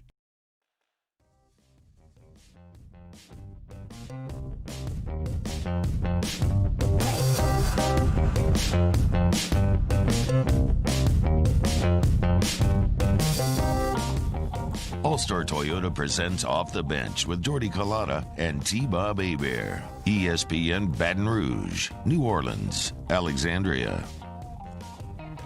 Eric Schmokey, huge fan of Fast Track. Tell T-Bob he knows my crew. We're on the corner lot in Jamestown with all the Christmas inflatables. Oh, okay. Hell yeah. Oh, Smoking Bear. Okay. The girls love walking by the inflatables. Shout out Schmoke. Let's Sorry, get some Eric, I beers. just handed away your address on air. Let's get some beers together, bro. Let's go. Patrick Coogan texted in that the Empire Wings on Burbank was a Fast Track back in the day. I'm telling you, they were all over the city. 99-cent burgers. Although you did just show me an old 80s commercial of it, and the burger looked terrible. It looked like, but that's more about the 80s, I think, than like the burgers. It did come off very 80s. I found an old retro shirt. You gonna go buy it, Jordy? I would wear a retro Fast Track shirt. Fast Track burgers to go. Look at this old ad. If you're watching on YouTube right now, Danny's playing an old commercial that a friend of ours, a listener, Eric Carnegie, sent over. And we're playing the ad. I mean, it is so 80s. I got to be a bit worried if they already had 99-cent burger deals and then we're accounting for inflation. How the hell am I still buying 99-cent burgers? Yeah, I mean, like, that's sketchy, right? It's like y'all wonder why I didn't eat the McGangbang. Yeah, right. That's true. A McDouble is $1. I mean, it is $1. And I've had a lot of dollar cheeseburger feasts in my life. We used to be our hangover go-to play. Where you wake up, you can barely move. Say you want to have a cheeseburger feast, you take $20, just get 20 burgers and see where it goes. But yeah, so it's like the old Taco Bell thing, right? I think they used to have like burritos for like 89 cents. And I'm like, how is this? 89 cents sounds high. I'm like, how is this cheaper than bottled water? I think they still have like a 99-cent burrito or something. 89-cent burrito. Yeah. Probably called the high menu. How are you making it at that point? But then again, whatever. They had the whole thing where like their beef wasn't technically beef because there wasn't enough. Because a bunch of college kids are great at taking $20 bills and loading up and going to spend them all day on Saturday. That makes sense, actually. Yeah. Now I see why. Sean Payton and Alvin Kamara were speaking to the media yesterday as they get ready for a Monday night tilt as they will open up Regent Stadium in Las Vegas. This place looks like a spaceship. It will take its first game. Saints will be a part of the first game featured inside of the new stadium as it is featured on Monday Night Football. Sean Payton was speaking about the ground game for Las Vegas that is headlined by Josh Jacobs, former Alabama running back. He had 3 touchdowns last week. He also had 4 catches out of the backfield for over 60 yards, and Payton talked about defending him. Last year, he led the league in missed tackles. He's elusive. He's big. He's strong. He runs with power. He's extremely impressive to watch on film. Huge blind spot for me here on Josh Jacobs. I don't know how I erased him from my mind. To hear that he led the league in missed tackles is pretty shocking. So, yeah, look, he was the main reason why Las Vegas got done last week. I'm still not convinced on the Raiders. I don't know if I think they're going to be good or not. But they're definitely going to be super motivated for this game. But still, if you're trying to tell me that your running game is going to be the key to beating the Saints, I'll take the Saints every time in that battle. Sean Payton yesterday was giving an update to Cat Terrell on All-Pro wideout Mike Thomas. Sean, has Michael Thomas been ruled out for Monday's game? No, we'll let you know. Is there any possibility he ends up on IR with the new IR rules? I'm going to say this one more time this season, and then I'm just going to ignore injury questions because it's easy to do over a phone call. All right? I'm not going to discuss injuries. Maybe they did in Cincinnati, but we don't do that here. Doing my job, Sean. I am too. Oh, okay. All right, we're in season, baby. I got This football time. Look, those two have a great relationship. They We were do. just playing the clip last week of them kind of laughing, going back and forth about Travers Mackle getting fans shut out the dome. Way to go, Travers. Making the mayor angry so no fans are allowed. The destroyer. Yeah, but look, man, I get both sides, right? Yeah. That is the natural friction between sports media and the people they have to cover. Cat has to ask those sort of questions. And Sean Payton is well within his rights to respond as he did. I like the line, just do my job. Me too. That was pretty great at the end there. But yeah, they're cool. They're cool. But Payton, not gonna. I would not ask him anymore about Mike Thomas. But you have to, right? Like next week, you have to again. Absolutely. He's the best player on the team. Yeah. All right, here's Payton talking. This is a longer bite of him talking about his history with John Gruden. Look, it was, for me, is a young coach, extremely young, and really, you come out of college and you jump in with an NFL team, and a guy like John as a coordinator. There was so much to learn, and watching him prepare, watching his work ethic. My office was basically a little corner couch in his office, and I had just a cell phone, but it was a chance to learn, really, and a chance to be around. It was a pretty impressive staff, at that time. David Shaw, we shared an office with David. Juan Castillo was on that staff. John Harbaugh was on that staff. A lot of guys. Bill Callahan had a lot to do with me getting there. All of us just trying to work hard and win games, but no, I think the uniqueness when I came here in 2006 was that two of my closer friends in the profession, both John Gruden and John Fox, were coaching in the NFC South. Here's more from Payton speaking on John Gruden. This time he's talking about his current squad and the rush attack. Man, I know this. I've worked with John and watched his preparation, the attention to detail in everything he does, and there's always going to be a presence, physicality-wise, running the football. He'll be creative with formations. We've got to be on point that way. He'll look for man matchups with his personnel, with some oddball formations. He does a very good job of that, and man, they play hard. I mean, you can see that on tape. Sean Payton talking about his quarterback, Drew Brees, and what he thought of his performance last weekend. The number one thing is winning, obviously, and so each game takes on a shape of its own. Man, we took care of the football real well the other day. We were able to get 3 turnovers. One of them resulted in a touchdown. I think if statistically you looked at, you +3 in the turnover ratio, what your winning percentage is, it's going to be real favorable. There's a lot we've got to clean up, and we've begun to work on that already. But, yeah, I don't whether we're running more or passing more or doing a good job in field position, which really, man, defensively and in the kicking game the other day, the drive start location for both teams was dramatically different, and that had a lot to do with the game, because when a mistake's made on your own end of the field, it involves points, and that happened a handful of times. John Gruden was speaking about Drew Brees and what he expects from the veteran on Monday night. I think his ability to want to do it at the highest of levels every year. A lot of guys, they get a little bit older, they lose interest in it. Perhaps they don't relate to the young crowd like they used to. just amazing the effort that he continues to put into it.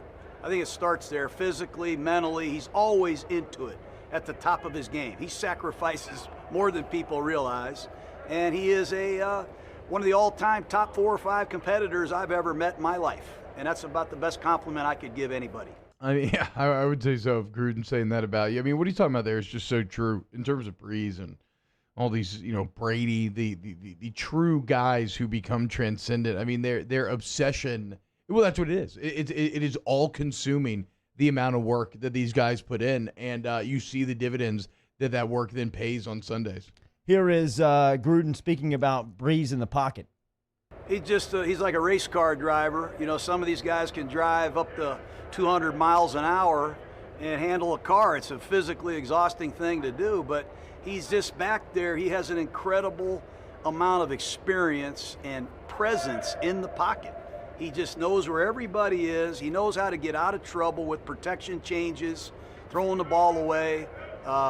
He's just got a rare amount of, and it's a hard combination to beat. Uh-oh, boys. Uh-oh. Danny, what's going on over there? Seems like the YouTube algorithms come for us. I hate the internet sometimes. I just restarted the stream, so. You think it was the Fast Track spot? I have no idea. We didn't even play any audio. Like NFL sound. I don't know. Golly, dude. Unreal. The Unreal. NFL sound? That's happened before, but I don't know what this was. Wow. Yeah, I think Todd Jones could have been my chest there, so I apologize ahead of time. But we'll try to get this stream going again. Alvin Kamara was speaking yesterday as well, and he was talking about the offense and where they are going into week 2. I think overall we just got to start faster. I think we played with good energy, as the game got going. But just starting, first game, working out some kinks, but just start faster. Try to be more detailed in the things that we're trying to get going. So we got to win, but it was a lot we had to clean up, so got that done. Shout out to Danny Cardenas, got us back up and operating on YouTube. Don't leave, come back, get onto the YouTube station at 104.5 ESPN, and make sure and share and tell a friend about that link. Here's more from Kamara talking about Drew Brees and his concern or his thoughts on his quarterback.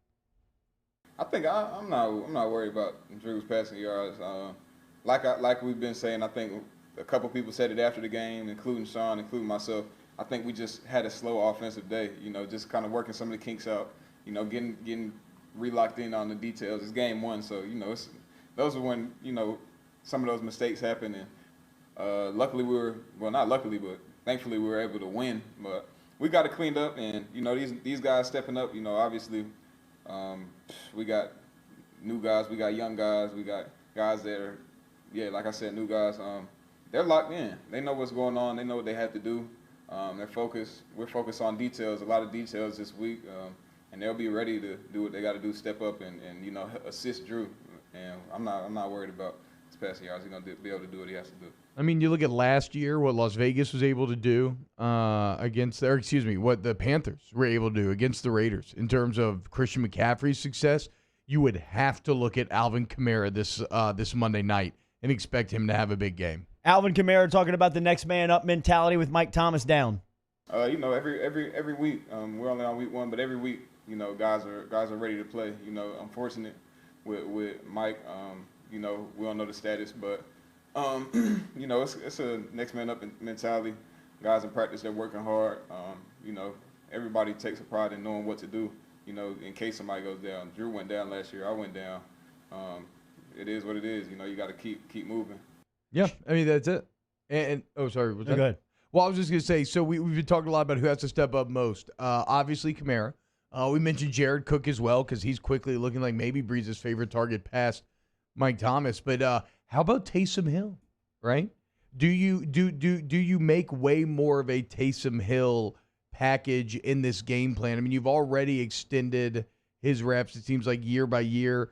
Last week, I guess I didn't actually see as much of him as maybe I thought I would, but also what Booger said earlier this week I think rings true. You're paying the guy $10 million a year, right? So, like, got to earn it. You got to get some production out of him. So I say, make a healthy portion of this game plan Taysom Hill based. You already planted the seed. Remember, you ran that gadget play, the double pass at the end, not for the payoff in that game, but to plant the seeds the defenses have to account for, right? That's like establishing a branch. Off of that branch, there's going to be offshoots that are different plays that look the same, and so start to get in to some of those offshoots, and then all of a sudden the defense has to try to account for it all, and that's when they open themselves up to mistakes. But yeah, I'm looking for a heavy Taysom Hill presence this Monday night. Peyton was talking about the Saints taking off to Las Vegas and opening up that stadium on Monday night. I don't have to make any rules. The league has done it, fortunately for us. We can't leave the security of the. When we travel or when we're at home, we go to a hard bubble, and so we'll be in a secured area. Period. So it's not like you can just stroll down the lobby and roll some dice for an hour. Peyton. Special team success. They've been experiencing some here after week 1. Well, look, you start with the skill set. I mean, just as a special teams player, but then also I think there's got to be a toughness and want to.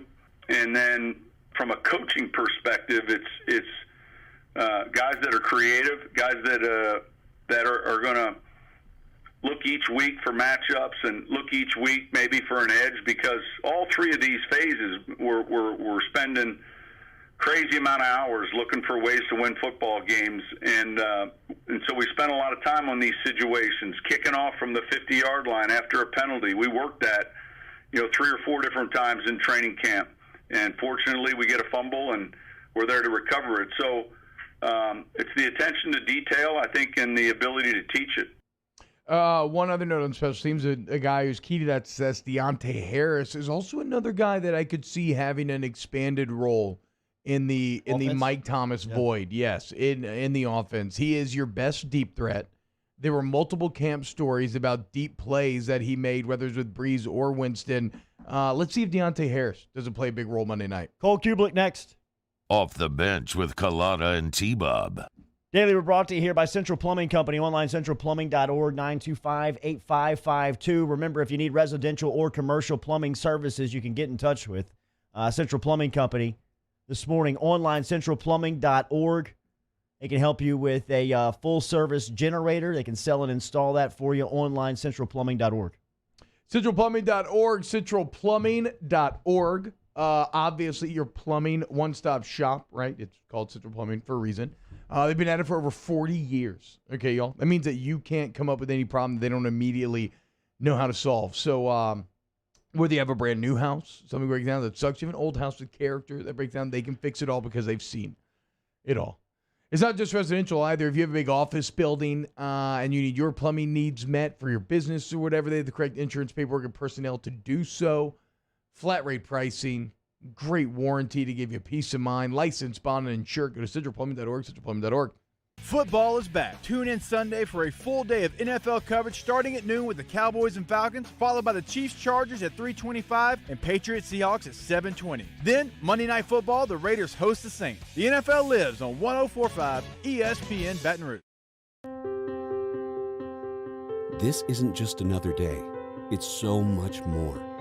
Kelly's life was put on hold when her Auctioner primary care doctor discovered a rare blood disorder. Her doctor connected her to an Auctioner care team of cancer, heart, and kidney specialists. With multiple primary care locations around Baton Rouge, same-day appointments, and online scheduling, we're relentless about keeping you healthy. Auctioner Baton Rouge, innovating healthcare for Kelly. Oh, hey, what's up? It's Big V and Bubba, 100.7 The Tiger Morning Show. We'd love for you to join us every weekday, 4 a.m. till 9 a.m. Yeah, everything you want in a show. Country music. We got laughs. We got celebrity in-studio guests. We just need you. Join us every weekday morning, 4 a.m. to 9 a.m., right where it all started. That's right. Louisiana's country station, 100.7 The Tiger.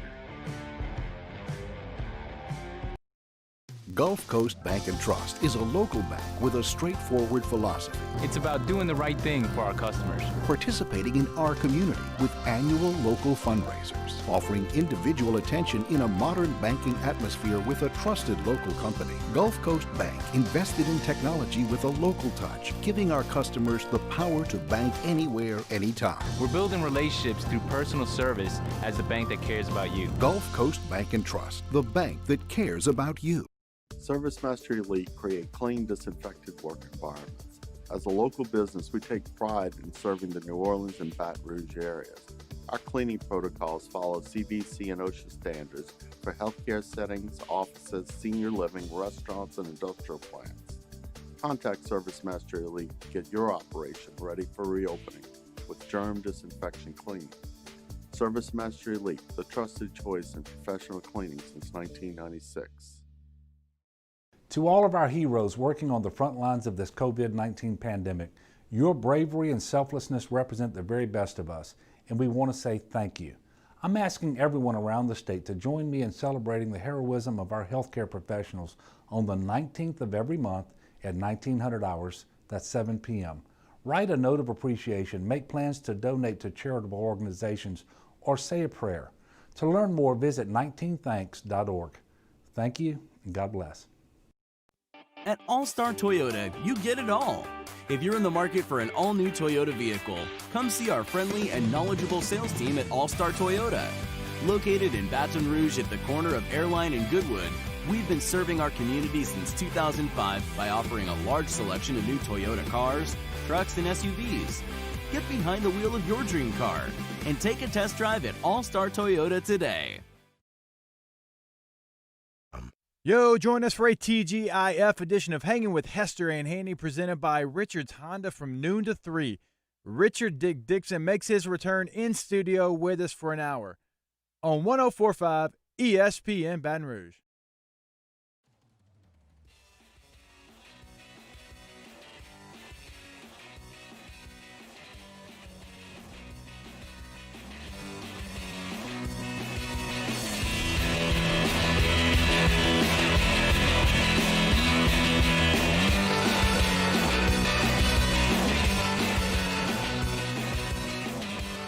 All-Star Toyota presents Off the Bench with Jordy Collada and T-Bob Hebert. ESPN Baton Rouge, New Orleans, Alexandria. T-Bob Hebert complaining about the temperature inside the studio as his Hawaiian shirt is buttoned just over his belly button this morning. The deeper into Casual Friday we get, the more sexual it becomes. You're welcome. Hate to see what the 9:30 segment's going to look like. Shout out to I'm leaving. So there actually is a little nice emotion tied to this as well. This is my grandfather who passed during COVID. Rest in peace. But this is his. That is a classic. He had like I guess I never realized it because I've always loved Hawaiian LSU shirts. Y'all know this. And I just never put two and two together. I think I got it directly from him because sure enough, you're going through some old things, and now I have like 5 more incredible LSU Hawaiian shirts, and I feel like I'm also honoring the big guy, my guy. So shout out. R.I.P. So yeah, all right. Shout out to Papa, and thanks. Shirt's awesome. Love it. Cole, I know that you like shoes. You're always wearing a fresh pair of J's. How about Hawaiian shirts? Any in the closet? No, do not own one. Not really my thing. Aren't you a dad? I thought if you were a dad, you're kind of legally required to have at least one. No, I've even got socks and thong sandals on today. Oh, golly, you are going all in. Cole, last night your tweet scared me to death on the one where you showed up where you showed Jonah Williams picking up the backside blitz on Burrow's backside that looked like a kill shot coming in. Burrow threw it 61 times last night, no picks, 3 scores. He has been hit 22 times in his first 2 weeks, which is as much as anybody at that position. What have you made of Joey through the first 2 weeks in the NFL? I mean, I think he's been great. They're asking him to do a lot, which he's used to, but you're doing it against a different brand of ball, and you're doing it against a different talent level. You're doing it against a different scheme. But, I mean, you see the accuracy. You see the ability to move and manage the pocket. You see the decision-making. I think one thing that's going to really hold them back that kind of surprised me last night was, guys, A.J. Green can't get open. Yeah, we were talking about that. Liability, huh? Yeah, he can't get past people. He can't get separation. That's going to be a problem because I believe they were sort of banking on him not to be the A.J. Green of 5 or 6 years ago, but probably to be a viable target. So if A.J. Green's not going to work out, and, John Ross was one of these, Al Davis draft picks where, you're just drafting a 40 time thinking that all of a sudden it's going to change your franchise. Yeah, I don't know how the weaponry is going to work out. I mean, CJ Uzoma is going to be one of his better targets this year. So I think Joey's been great. We've seen him take some big hits. We've seen him stand in the pocket. We've seen him be accurate. We've seen him. I want to see him push the ball down the field a little bit more. I don't know if that has more to do with time. I don't know how much of that is being called. If he would have had an option to get to a second or third read a little bit last night, I do think that there were some opportunities he was going to have to maybe push the ball down the field. But here's the good news for Joey Burrow. Cincinnati's not going to win a lot of games. Yeah. Trey Smith or Wyatt Davis are probably going to be on the board when the Bengals are selecting in next year's NFL draft. So some of that interior offensive line help should be coming his way soon. Yeah, one of the Bengals guards, according to PFF last night, had a 38.5 passing grade. Is that Jordy Culotta? That is out of 100. No. That is out of 100, by the way, people. So it's not very good. Yeah, it was Fred Johnson last night. He had a rough night at left guard. Cole, how concerned should Burrow and Bengals fans be about the hits, though? Because, you know, I don't care how tough you are, that can kind of get you eventually. Injuries, like how concerned are you about how much he's getting hit? Yeah, I think any franchise, especially when you put up a number one pick and you're putting up the kind of guaranteed money that even though Joey Burrow's guaranteed money is nothing compared to, veteran quarterback guaranteed money, you're still worried about it because again, you know what this season is. You're beginning to build right now, and you've got to find a way to allow him to be able to flourish and understand and grow and become a good NFL quarterback. And taking ridiculous hits every week is probably not going to allow him to do that. So I think you have to be concerned about it. I think you'll probably see some more 6 and 7 man protection occasionally. You'll probably see a few more simple shot plays if they can find a way to get those going. I like the way they use Joe Mixon out of the backfield. I think he's one of the most talented running backs in the NFL. But at some point, you got to be able to just hand it to him as well, right? Yeah. You can't just do screens and flare passes to Joe Mixon. So finding some semblance of a running game would help that out a lot. I just don't know how much of it they're going to get this year. We are watching all of the LSU guys on Sunday in their production. I saw some of your tweets coming out from some SEC guys that are making some impacts after week one. Derek Brown looked great last week in the middle for Carolina. Pretty good. Who else has stood out to you? Well, I mean, I think obviously Derek Brown's going to be legit. I think you look at what the Raiders did. I kind of made fun of, the old Al Davis mindset of, just drafting speed. But I mean, Henry Ruggs was drafted ahead of a couple other guys because of that. And I think when you knew how deep that receiver draft was, and you took a Brian Edwards a little bit later, and you had a Hunter Renfrow, you wanted someone who was different. And Henry Ruggs was different. I think you saw him making a little bit of an impact already. So he's been pretty impressive. And like I said, I like what Joe's doing so far. Derek Brown he was a home run. There was literally not going to be any issue with Derek Brown. Physicality, quickness, power, strength, technique, fundamentals. He was ready to step in and be a legit NFL interior defensive lineman day one. And I feel like Andrew Thomas was pretty good for the Giants the other night. Yeah. It's only 1 week, and it's a tough spot to be in, to be a rookie and be thrown in at tackle. Jedrick Wills has looked pretty good as well there for that Cleveland offense. Cleveland's offensive line actually looks pretty good. So those are some of the guys that have stuck out to me early.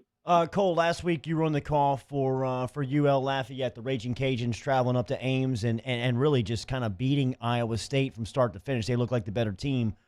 They've got some COVID problems this week as they start conference play with Georgia Southern. But what'd you take away from Napier's crew? He kind of stressed it in the postgame interview, culture and what he's trying to build and how he's trying to build it. And when you hear what that staff is doing, whether it's Rob Sale, Roy Seagrass, whoever it is, those guys have an understanding of what they want their football program, not just team, but program to be.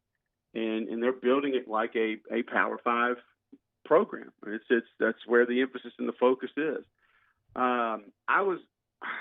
It's hard because I don't know if I was blown away because, you kind of look at Lafayette, Louisiana, and you say, okay, well, you're the old Howard Snellenberger Miami deal where he's like, we're going to draw a 100-mile circle around campus. Yeah. We're going to dominate recruiting there. It's like they should probably be able to win 7 to 9 games off of like the extra guys, like the guys who weren't found, the leftovers, so to speak. And I don't mean to Yeah. I mean, Yeah, no, it is what it is. 28 through 40. Yeah. Yeah. Yeah, there's that much talent there. So maybe I shouldn't be surprised that when I'm standing on that field in Ames, Iowa, and the reoccurring theme in my brain is this team is much more athletic. This team is much faster. This team is much quicker. This team is much more twitchy than Iowa State, and that's what I kept coming away with. And listen, I've talked to Gene Chizik about it. I've been in television production meetings with Paul Rhodes, and he's talked about it. And Matt Campbell even talked about it. That is a developmental lunch pail, walk on, turn into 3-year starter type of a program there. That's just kind of what they are. That's the kind of guys they're going to have to get. That's sort of how they're going to have to make their living. But I just kept coming away thinking, number one, these receivers can't get open because these DBs for the Cajuns they're too good. They're too athletic. They're too quick. They're too fast. And then when usually when you talk about just making plays, I mean, who usually makes plays? The guys who are more athletic, the guys who are faster, who are more gifted. And I think you saw a little bit of that as well. So I give Iowa State credit. They did a pretty good job against the run for 3.5 quarters because I thought that thing was really going to get going with Levi Lewis' experience under center. But I mean, I'm impressed with how hard they play. I'm impressed with the grit and the fight. I'm impressed with the talent level. I think they've got multiple NFL guys on that roster. They just had 2 offensive linemen drafted last year. Rob Sale told us straight up. He said Osiris Torrance should be playing in purple and gold. Bottom line, he's from 30 minutes down the road. He's that athletic. He's that gifted. He's that good. And that's coming from a dude who played that position in purple and gold. Yeah. So, yeah. I mean, it's pretty cool to hear it, and it's pretty cool to see them go up there and do it. And, I mean, hell, you throw in 2 more field goals, and, I mean, all of a sudden that game could have been way out of hand earlier than it was. So it was really cool to see. I'm just amazed at how much football you must watch, Cole, that you're breaking down NFL O-linemen the same fast you are in college. I got to say this, though. It pays off because y'all's broadcast team with you and Tommy and Golick Sr. was fantastic. Oh, my God, dude. I did not realize. I mean, that's tough when y'all are separated and everything, but I didn't realize. I guess that's how Golick cut his teeth. He was awesome. Like, y'all's whole crew was great. So he was really good, and it would be the same thing if you were to go do a game. I think, T-Ball, because when you're a radio guy, you're just up there talking about what you're seeing. It's not a whole lot different, really and truly. I mean, there are fundamentals, there are rules, so to speak, of when to get out, when to be quiet, when to lay out, when you need to say something, when to let somebody else say something, when to stop talking. But it's I think radio background always pays off when you're calling a game because you know how to weave in and out. You know how to get things done in a hurry. You've been up against the clock just like I have. You've had a short segment just like I have. So you understand. And then I think too, sharing is a big part of it. There's a lot of guys that call games that have never done radio sitting next to someone else and have to understand how to share microphones and share airtime and share information. And so it's running through walls constantly. I mean, they put their foot on the gas and they go, and there's no regard for anybody else. Golick obviously has worked with a lot of other people in a lot of different ways. So he understands how to let Tom do things, let me do things. He doesn't need to be the guy that talks for 99% of the broadcast. So it was a lot of fun. He's a cool dude. He's obviously a broadcasting legend, not just at ESPN, but in our country. And to be on that call for that quality of a game with those guys was a lot of fun. Plus my first trip to Ames, so that was pretty cool. So is that a regular, like, where can we find y'all this weekend? Tom and I will be on the call for Campbell in Coastal Carolina tonight. Okay. At 6:30 in God's time, Central Time on ESPN. And Andre Ware will actually be on the call with us for this one. So this actually will throw back to my first year on the SEC Network when Tom, Andre, and I did the early game for a full season on ESPN on SEC Network. So, but I'm gonna tell you what, you guys want to see like that Cajun offense is pretty cool. Like they're fun to watch. If you want to see a really cool offense, tune in for Coastal Carolina tonight. Yeah, I watched them last week against Kansas. Yeah, you hear about Rich Rod and spread option and that kind of deal, but this is an option football team that has about 30-40% spread principles as well, and about 10% pro style principles. Like they run they run midline, they run triple option stuff, but they also, it's not just 3rd and 18. Okay, we got to heave it down the field. Like They can throw screens, they can throw intermediate stuff, they throw RPOs, they have a little pro style stuff mixed in. It's a really, really cool offense. And man, what Mike Minter's doing with Campbell is pretty cool. I mean, this was probably the worst program in college football 2-3 years ago, and he's just trying to build it. He's got some transfers in. He's got a really good tight end. He's got a talented quarterback, good D-line. You'll see 2 good D-lines in this game, but T-Bob, this Campbell offensive line averages like 335 pounds. What? So And fun to watch as well, yeah. Yes, Camels. Have a great call tonight. We'll talk to you next Friday. Thanks, guys. Cole Kubelik from the SEC Network, presented by Tex Morris and Edward Jones. We'll close that hour 2 next. Off the bench with Kalana and T-Bob. Brought to you by Donaldsonville Glass and Body, DGBauto.com. Remember, at 415 Division Street out in Donaldsonville, Louisiana, is where they've been since the mid-'70s. It's customer service that they practice and preach every single day. Stop in and see them. Online, DGBauto.com. Collision repair, alignment, 24-hour towing, windshield repair, all of it over at Donaldsonville Glass and Body. Online, DGBauto.com. DGBauto.com, DGBauto.com. Somebody accusing me of shaving my chest hair. I've never just touched this chest hair since junior year spring break in high school. So no, this is au natural. Unfortunately, you cannot approach your car in the same way. You're going to have to touch it. You're going to have to get it checked up on. You're going to have to make sure it's running okay, and that's where Donaldsonville Glass and Body comes in. They are fantastic. A one-stop car shop. Look, if you do get in an accident, you want to go DGB, but it's not just accident. It's everything. Tires, wheels, brakes, oil change, inspection stickers, everything. Maximize your satisfaction. Go to Donaldsonville. DonaldsonvilleGlassandBody.com, DonaldsonvilleGlassandBody.com. Saints coverage, Chiefs, Cowboys, Thursday night, Sunday night, and Monday Night Football. From the opening kickoff to the playoffs and the Super Bowl, the NFL lives on 104.5 ESPN Baton Rouge. At All-Star Toyota, you get it all. If you're in the market for an all-new Toyota vehicle, come see our friendly and knowledgeable sales team at All-Star Toyota. Located in Baton Rouge at the corner of Airline and Goodwood, we've been serving our community since 2005 by offering a large selection of new Toyota cars, trucks, and SUVs. Get behind the wheel of your dream car and take a test drive at All-Star Toyota today.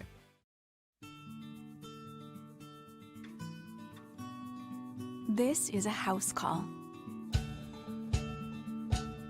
This is a follow-up appointment. This is a diabetes checkup. This isn't just more convenient care, it's more advanced care. This is innovating healthcare at Louisiana's #1 hospital, Ochsner.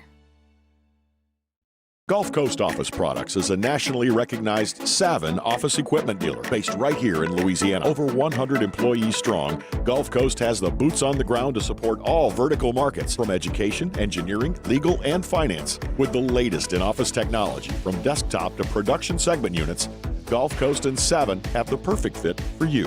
Call 225-756-2644. That's 756-2644 for Gulf Coast Office Products. Do you know someone who sets a good example for all of us to follow? Someone who shows leadership, selflessness, and service to their community without being asked? We think that's the definition of a good citizen, and so does Citizens Bank and Trust. If you know someone who exhibits all of these qualifications, nominate them for a Good Citizen Award, and they could receive $500 from Citizens Bank. And we'll recognize them here on the show. Get the details at citizensbankandtrust.com, and then nominate your good citizen.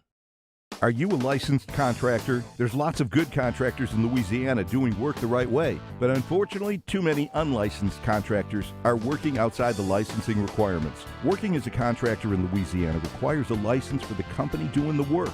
The Louisiana State Licensing Board for Contractors wants to help you get licensed to allow you to conduct work legally. It's not difficult to get the license. We can help you. Go to lacontractor.org for more information. Licensed contractors, it's the law. I've been doing business with Luba for 25 years.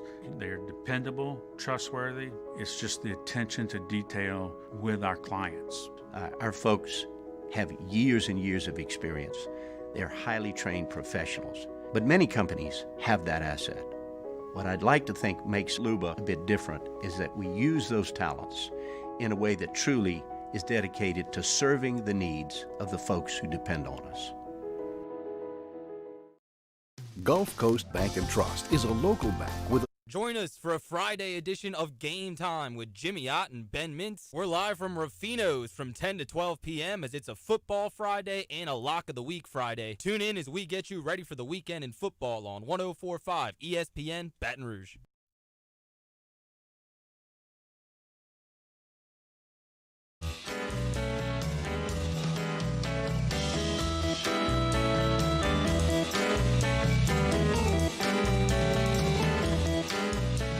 All-Star Toyota presents Off the Bench with Jordy Collada and T-Bob Hebert. ESPN Baton Rouge, New Orleans, Alexandria.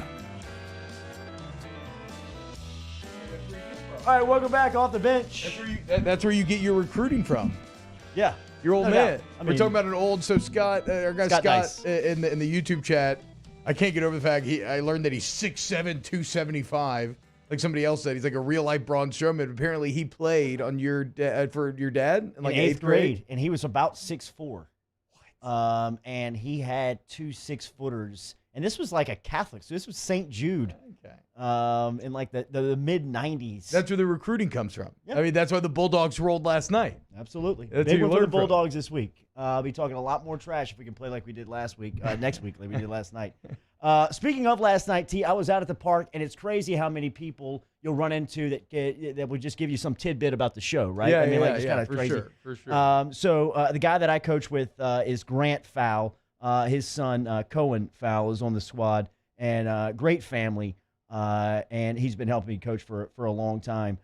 His dad came up to me, or actually Grant came up to me last night. We were talking about the calves. We were talking about the calf tat with Burrow and the Tiger. Yeah. And we were talking about how, man, that might not be a good place to get a tattoo just because the calf, I mean, it'll dwindle over time. It'll never look good. Well, Grant said, bro, you got to see my dad's calves. So I'm like, all right, why not? Which I love to begin with. There's like, It's like, 'cause I heard y'all's ranting about. Oh my I heard y'all God. rant on the radio this morning about calves. He said Damn. my old man's 73 years old and he still works out every single day and he never misses a calf day. I got him to flash the calves last night at Traction. Dude. Check out the calves. That's incredible. On this 73-year-old man. I feel like I'm just looking at like an anatomy like textbook. There's no fat on those calves. That is pure corded muscle. Come to find out, this is a legend from Southeastern football, Mac Fowl, who's in the Hall of Fame over there. Got the reputation as the best blocking fullback in the program's existence. And he's still got a set of calves on him at 73 that looks like he can still run the ball tonight. What I mean, fullbacks, blocking fullbacks especially tend to be meatheads, so that makes sense. Also, what an incredible blocking fullback name, with your first name being Mac Fall, like 2 syllables. It's just like bang, bang. Like his name sounds like he's punching you. How about you boys show up this week in hour 3 and not be so bad representation of ESPN? Look, I'm Baton the Rouge? amateur. Mintz, I've given myself a get-out-of-jail-free T-Bob. card. I'm He the has amateur. one win between the 3 of you last week. Meanwhile, Megan making money running circles around the whole crew. Represent this week. Hour 3 OTBOT. I'm out. Off the Bench with Collada and T-Bob. Brought to you daily by Ochsner. Remember Ochsner's sports medicine program, 3 locations, whether it's the North Shore in Covington, Baton Rouge over in the Grove, or the Clearview Parkway down in New Orleans. All state-of-the-art facilities ready for you. If you're a professional athlete, weekend warrior, ancient athlete, you got aches and pains and you want to get back out onto the field, into the pool, onto the court, Ochsner can take care of all of that under one roof. Online, ochsner.org. Ochsner.org. Maximize your athletic potential. Whether you're somebody you're in like ancient athletes, you're a high schooler, want to see how good you can be, Ochsner can bring you there. Bigger, stronger, faster. And this is whether you're in New Orleans, Baton Rouge, North Shore, any of them, right? Okay, their facilities are excellent, but they go the extra mile. They do things like gait analysis, right? To get those small percentage points. Your knee is flaring here, your ankle's doing this. Maximize your potential. See how good you can be with Ochsner Performance Training. Go to ochsner.org today.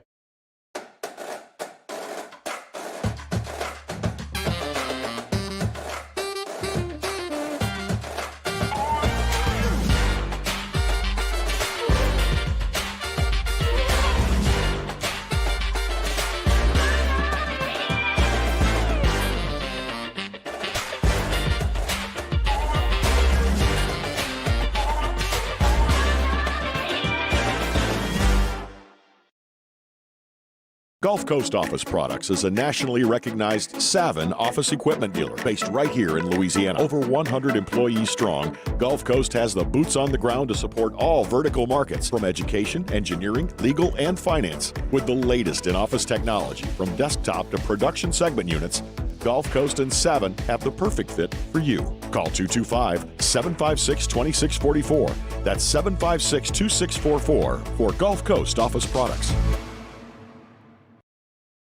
I'm Jay Ducote.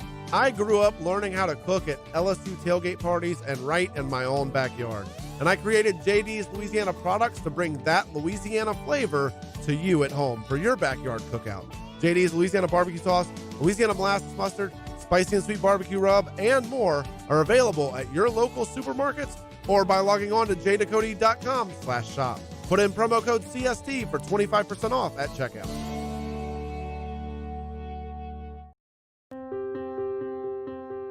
This isn't just another day. It's so much more. Kelly's life was put on hold when her auctioneer primary care doctor discovered a rare blood disorder. Her doctor connected her to an auctioneer care team of cancer, heart, and kidney specialists.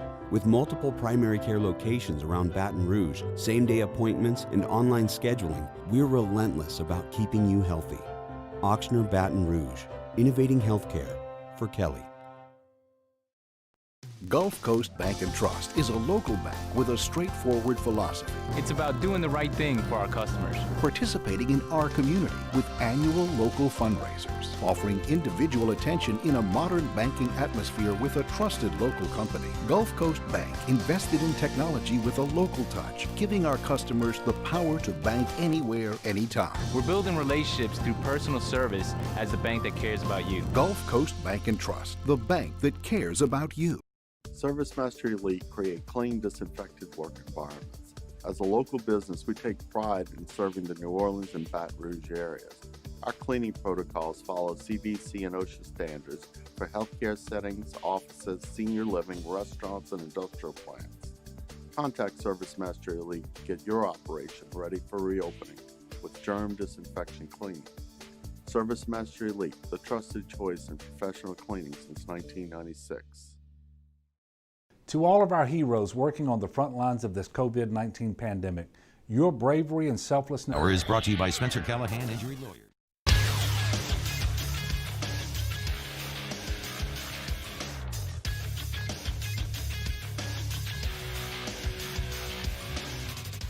Good morning. It's 9 a.m. on Friday, September the 18th. Today in Baton Rouge, expect to see cloudy skies with a high of 83.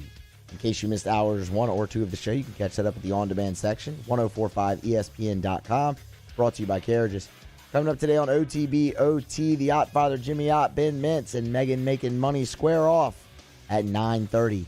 You can follow today's show on Twitter or Instagram at OTB_ESPN. Watch us live on the 1045 ESPN YouTube channel. Get involved in the Bayou Ford chat. And make sure you subscribe to the Off the Bench and the Off the Bench Overtime channel. Set your notifications. New content posted there daily. OTB OT starts right now.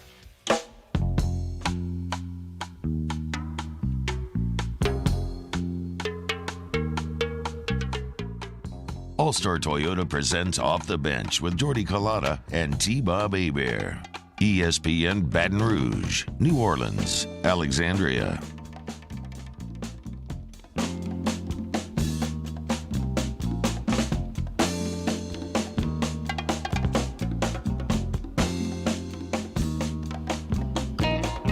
Welcome back, OTBOT, Casual Friday in full effect. It's kind of, the ultimate casual Friday because it is the last week without an LSU football game to be nervous about come Saturday. Really excited day. We got my guy Mincy already in studio, per usual, here on Friday. We're going to talk a lot of NFL this hour. We'll look at the games of the weekend. Not a ton on the college slate. Probably the most boring college slate I've seen, which is to be expected. It's understandable. A lot of teams still not playing. We do get our first ranked-unranked matchup, for whatever that's worth. Louisville, Miami. I don't think that's going to do anything for anybody, really. But we'll look at the NFL schedule because there are some great matchups there. So a couple really fantastic ones. Also a couple of fact-finding games. What I love about week 2 is that these teams all know the math on how bad the 0-2 hole is, right? Does anybody know the specific number? I'm actually blanking right now off the top of my head. Like, so somebody look it up. Maybe you, Musso, because I know Danny's putting together a tier list. I want to know what your chances are of making the playoffs when you start 0-2. It's like 15 to 18%. Yeah. Somewhere in there is bad. And granted, a stat like that is a bit skewed because if you start 0-2, the chances are you're a really bad team. Like, few playoff teams obviously end up doing that. But there are teams that are 0-1 right now that we would think of as playoff teams. Think about a San Francisco. This is huge for them. It's a huge week for him. And who's San Fran? They're at the Jets. They got a good bounce back. Yeah, spot. so they'll be fine. They'll be fine. They'll avoid it. The Cowboys and Falcons, both two teams that are potentially playoff teams. They're squaring up at 0-1 apiece. Minnesota at Indy's like that too. There you go. Yeah. Exactly, right? I mean, we think that the Vikings are going to be good. So we'll get into the full NFL slate. We got our Degeneration Dome coming up. 12.6% chance. Wow, 12.6. 12.6. I guess 15 to 18. There you go.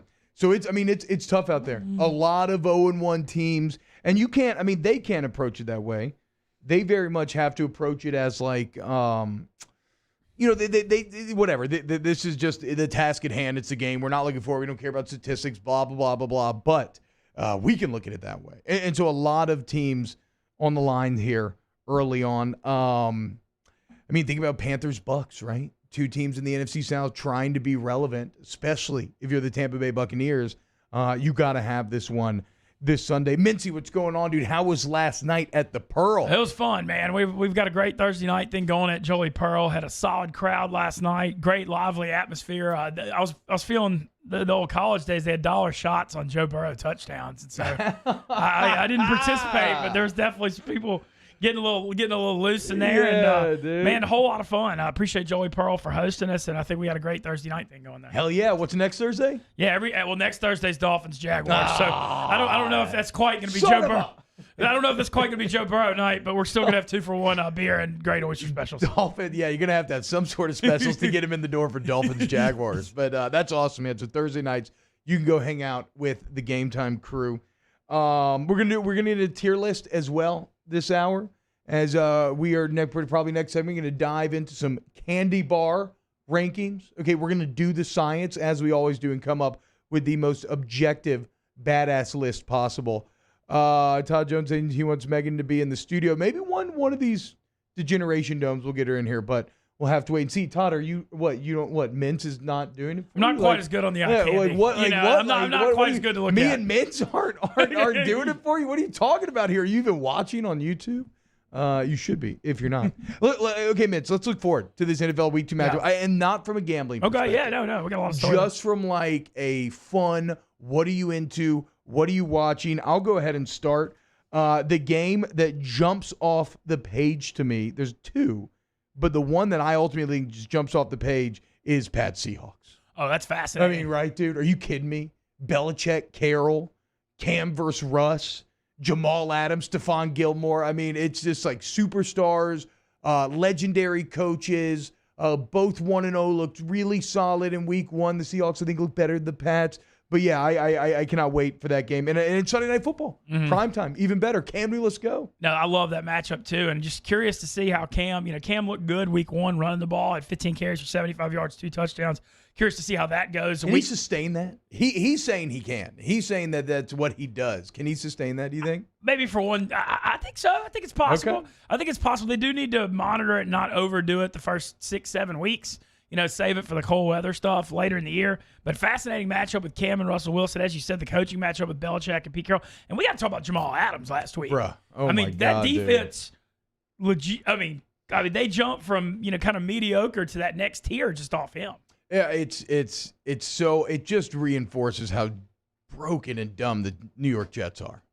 And Adam, but you should have known that when they hired Adam Gase. You should have known that with his weird, wide-eyed opening press conference. Again, that press conference was a fireable offense. A lot of people took that stance at that time, and it looks like it's being borne out to be true. Laura Giat is never one to shy away from the hot takes in the Bayou Ford YouTube chat. She says Cam Newton, the Patriots, are going to beat Seattle. I'm real high on Cam Newton this year. I don't see it. The Patriots going out west. I just think Seattle's a better team as well. As good as Cam Newton is, he is not. Russell Wilson. I mean, if you've heard the sound bites of Belichick talking about Russell Wilson, he was basically saying that he doesn't think there's a better player in the NFL right now. So I think the Pats win. I think the Seahawks win. I think it's going to be a hell of a game. Yeah. I would lean Seattle on a close one, but I think this is going to be kind of more of a physical game. I'm going to be interested to see how the Patriots approach taking out Russ, right? Because Seattle's had this whole, like, let Russ cook push where they want to throw it on first down more. They don't want to run it. They don't want to be their kind of traditional, more ground and pound and then throw attack that Pete Carroll was known for years. And so I guess, nobody is better at taking away the number one thing you want to do than is Bill Belichick. But how do you stop Russell Wilson? Like, even if you got Stephon Gilmore, how do you stop Russell Wilson? I guess we'll have to wait and find out Sunday night. Yeah, and just the way you can extend the play, too, is just so tough. You can't get him on the ground. I do love the Pats secondary, though, matching up with DK and Lockett. I think the Pats may have the best secondary in the league, Stephon Gilmore. And so I don't know how open those guys are going to be. Okay, Benny. So what other games are you excited for this weekend? Well, I want to see how Tampa looks. I know it's not like necessarily the most exciting matchup, but if Tampa's offense doesn't come out and score a ton against Carolina, they're in trouble. Because Carolina's defense is bad, atrocious. Right? Oakland threw up 34 last week. Could have scored a whole lot more. This better be a get-right game for Tampa. I mean, it's a scheduled win. They're a 9-point favorite. They're facing a similar offense run by Joe Brady. Similar scheme to what they saw from New Orleans last week, so they got a little head start there. So I'm really curious to see how that bounce back goes. Also, the 2-0-1 games that intrigued me the most, the Colts-Vikings, who were both hype playoff teams, who both did not look the best last week. The Vikings secondary, their oldest corner is 24. Yeah, they are really what happened shaking. to Xavier and I feel like Xavier a few plays years the Colts ago. now. Oh, okay. I was about to say, I feel like a few years ago the Vikings had like the best secondary in the NFC, maybe. And Trey Wayne's left and signed with the Bengals, and now they've gone super, super young. And I mean, Aaron Rodgers torched them last week. How will they do against Rivers? And the Colts are a 3-point favorite. And then the Atlanta-Dallas game you mentioned. Yeah. Especially, Atlanta went 6-2 down the stretch last year, but they looked bad last week. I mean, granted, Seattle did look very good, winning 38-25, but you don't want to start 0-2, especially in the NFC South. And obviously the Cowboys. I mean, they're always hyped up. They're an NFC favorite. They have to avoid that as well. Yeah, the good thing for them is they're in such a crappy division. They might go 0-2 and still make the playoffs. Yeah, I don't know. What about Riverboat Ron and the Washington football team? That's an interesting one out in Arizona, too, to me. I agree, because we're all kind of anointing the Cardinals, right? If the Cardinals and Kingsbury and Murray really want to be anointed, this is a golden opportunity for them to move to an unexpected 2-0. Because as good as Washington looked last week at times, I don't think they're very good. And I will say this, though. How's Kyler Murray? Can he hold up better under that pass rush than did Carson Wentz? Because Carson Wentz did not. He failed that test. No, well, the thing with Murray, hopefully he can get him tired in the second half. That's what he did to San Francisco last week. They have that elite front four, but in the second half, man, they get tired of chasing him. That's true. And he made a lot of plays with his legs, and that game was on the line. He is so fun to watch. In the fourth quarter. But that Redskins, I mean, they got 5 first-round picks in that front seven. I know the Redskins or the Washington football team. Sorry. Washington FT has 5 first-round picks on that front seven. I mean, their pass rush may be the most ferocious in the NFL. It's something to watch. And so that's going to be an interesting one. The other big marquee matchup that I'm locked in on here, Mincy, would be Ravens-Texans. Now, I know I'm really down on Houston. I really am. I don't think they look very good. I mean, again, was that all that not reinforced when you saw DeAndre Hopkins with Arizona? Like, David Johnson played okay, but it doesn't matter. It doesn't. We have to adjust our team building theory. A premier wide receiver, I think, nowadays means more than a premier running back does. It gets a little more interesting, like the Kamara and McCaffrey type of comparisons, but if push came to shove, I would take Mike Thomas over Alvin Kamara. Do you remember the Lamar Jackson-Watson awesome college game, the Louisville-Syracuse Saturday night game that was such a thriller? No. Oh, man, that was Clemson pulled it out at the very end, like 42-35, 41-35. Yes, I do remember that was a thriller. this. I love seeing that in pro football. Okay, exactly. So that is the draw here. It's Deshaun Watson versus Lamar Jackson. And I don't know about you, but I am still reeling from what I saw out of Lamar Jackson last week. I mean, I thought he looked unreal. To be that young, he is younger than Joe Burrow. He's already won MVP. And think about what was it after year one? Everybody just thought he was a pure runner, couldn't throw the ball at all. He made huge strides last year, obviously, to the point where he won MVP, but still people had doubts about his ability to throw the ball and push it downfield specifically. And what does he do last week? He comes out and goes 9 of 10 on passes that travel at least 10 yards for 180, and he's throwing these things on a rope. It looks so easy. It's just a flick of the wrist for him at this point. His decision-making is solid. I was blown away by Lamar Jackson. The Texans feel like they could be heading to an early grave here with this game, dude. The Ravens beat them 41-7 late in the season last year in Baltimore, too. One comment on the Ravens offense, Greg Roman, their offensive coordinator, he was offensive coordinator for Kaepernick when the Niners got it going when they made the Super Bowl. And, man, he deserves a ton of credit for the way they've redesigned that scheme. And that Hollywood Brown, when he's healthy, had over 100 yards. The big play threat he gives, Mark Andrews, the tight end. I mean, they are tough to stop. That was a sick catch by Andrews. All right, let's go. When we get back, we're going to do some tier list candy bar ranking. So get your bars in there if you want to see any added to the list. And then the Generation Dome coming up at 9:30. This is OTBOT, 104.5 with the United Word 7 ESPN. OTB, OT. In times of need, get a full list of phone numbers, websites, and other important emergency information on the Demco Stormwatch page at 1045ESPN.com. This is a house call. This is a follow-up appointment. This is a diabetes checkup. This isn't just more convenient care, it's more advanced care.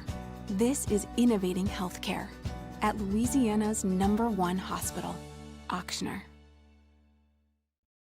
Gulf Coast Bank and Trust is a local bank with a straightforward philosophy. It's about doing the right thing for our customers. Participating in our community with annual local fundraisers, offering individual attention in a modern banking atmosphere with a trusted local company. Gulf Coast Bank invested in technology with a local touch, giving our customers the power to bank anywhere, anytime. We're building relationships through personal service as the bank that cares about you. Gulf Coast Bank and Trust, the bank that cares about you. I've been doing business with Luba for 25 years. They're dependable, trustworthy. It's just the attention to detail with our clients. Our folks have years and years of experience. They're highly trained professionals, but many companies have that asset. What I'd like to think makes Luba a bit different is that we use those talents in a way that truly is dedicated to serving the needs of the folks who depend on us.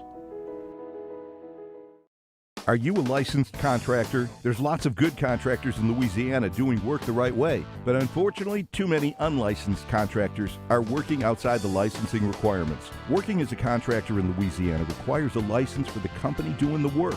The Louisiana State Licensing Board for Contractors wants to help you get licensed to allow you to conduct work legally. It's not difficult to get the license. We can help you. Go to lacontractor.org for more information. Licensed contractors, it's the law.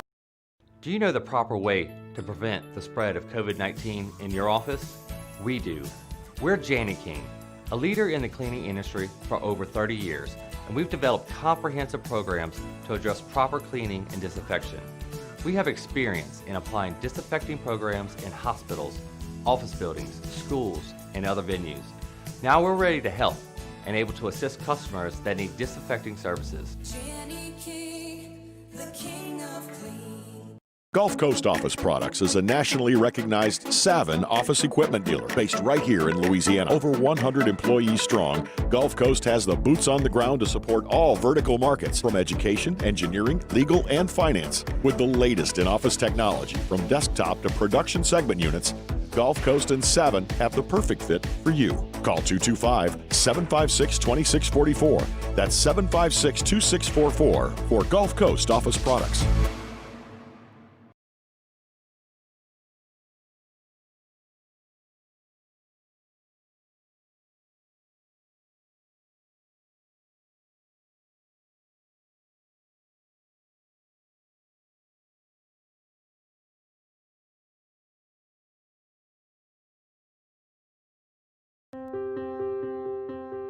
This isn't just another day.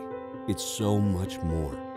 Kelly's life was put on hold when her Ochsner primary care doctor discovered a rare blood disorder. Her doctor connected her to an Ochsner care team of cancer, heart, and kidney specialists. With multiple primary care locations around Baton Rouge, same-day appointments, and online scheduling, we're relentless about keeping you healthy. Ochsner Baton Rouge. Innovating healthcare for Kelly. Gulf Coast Bank and Trust is a local bank with a straightforward philosophy. It's about doing the right thing for our customers. Yo, join us for a TGIF edition of Hanging with Hester and Handy, presented by Richard's Honda from noon to 3. Richard Dick Dixon makes his return in studio with us for an hour on 104.5 ESPN Baton Rouge.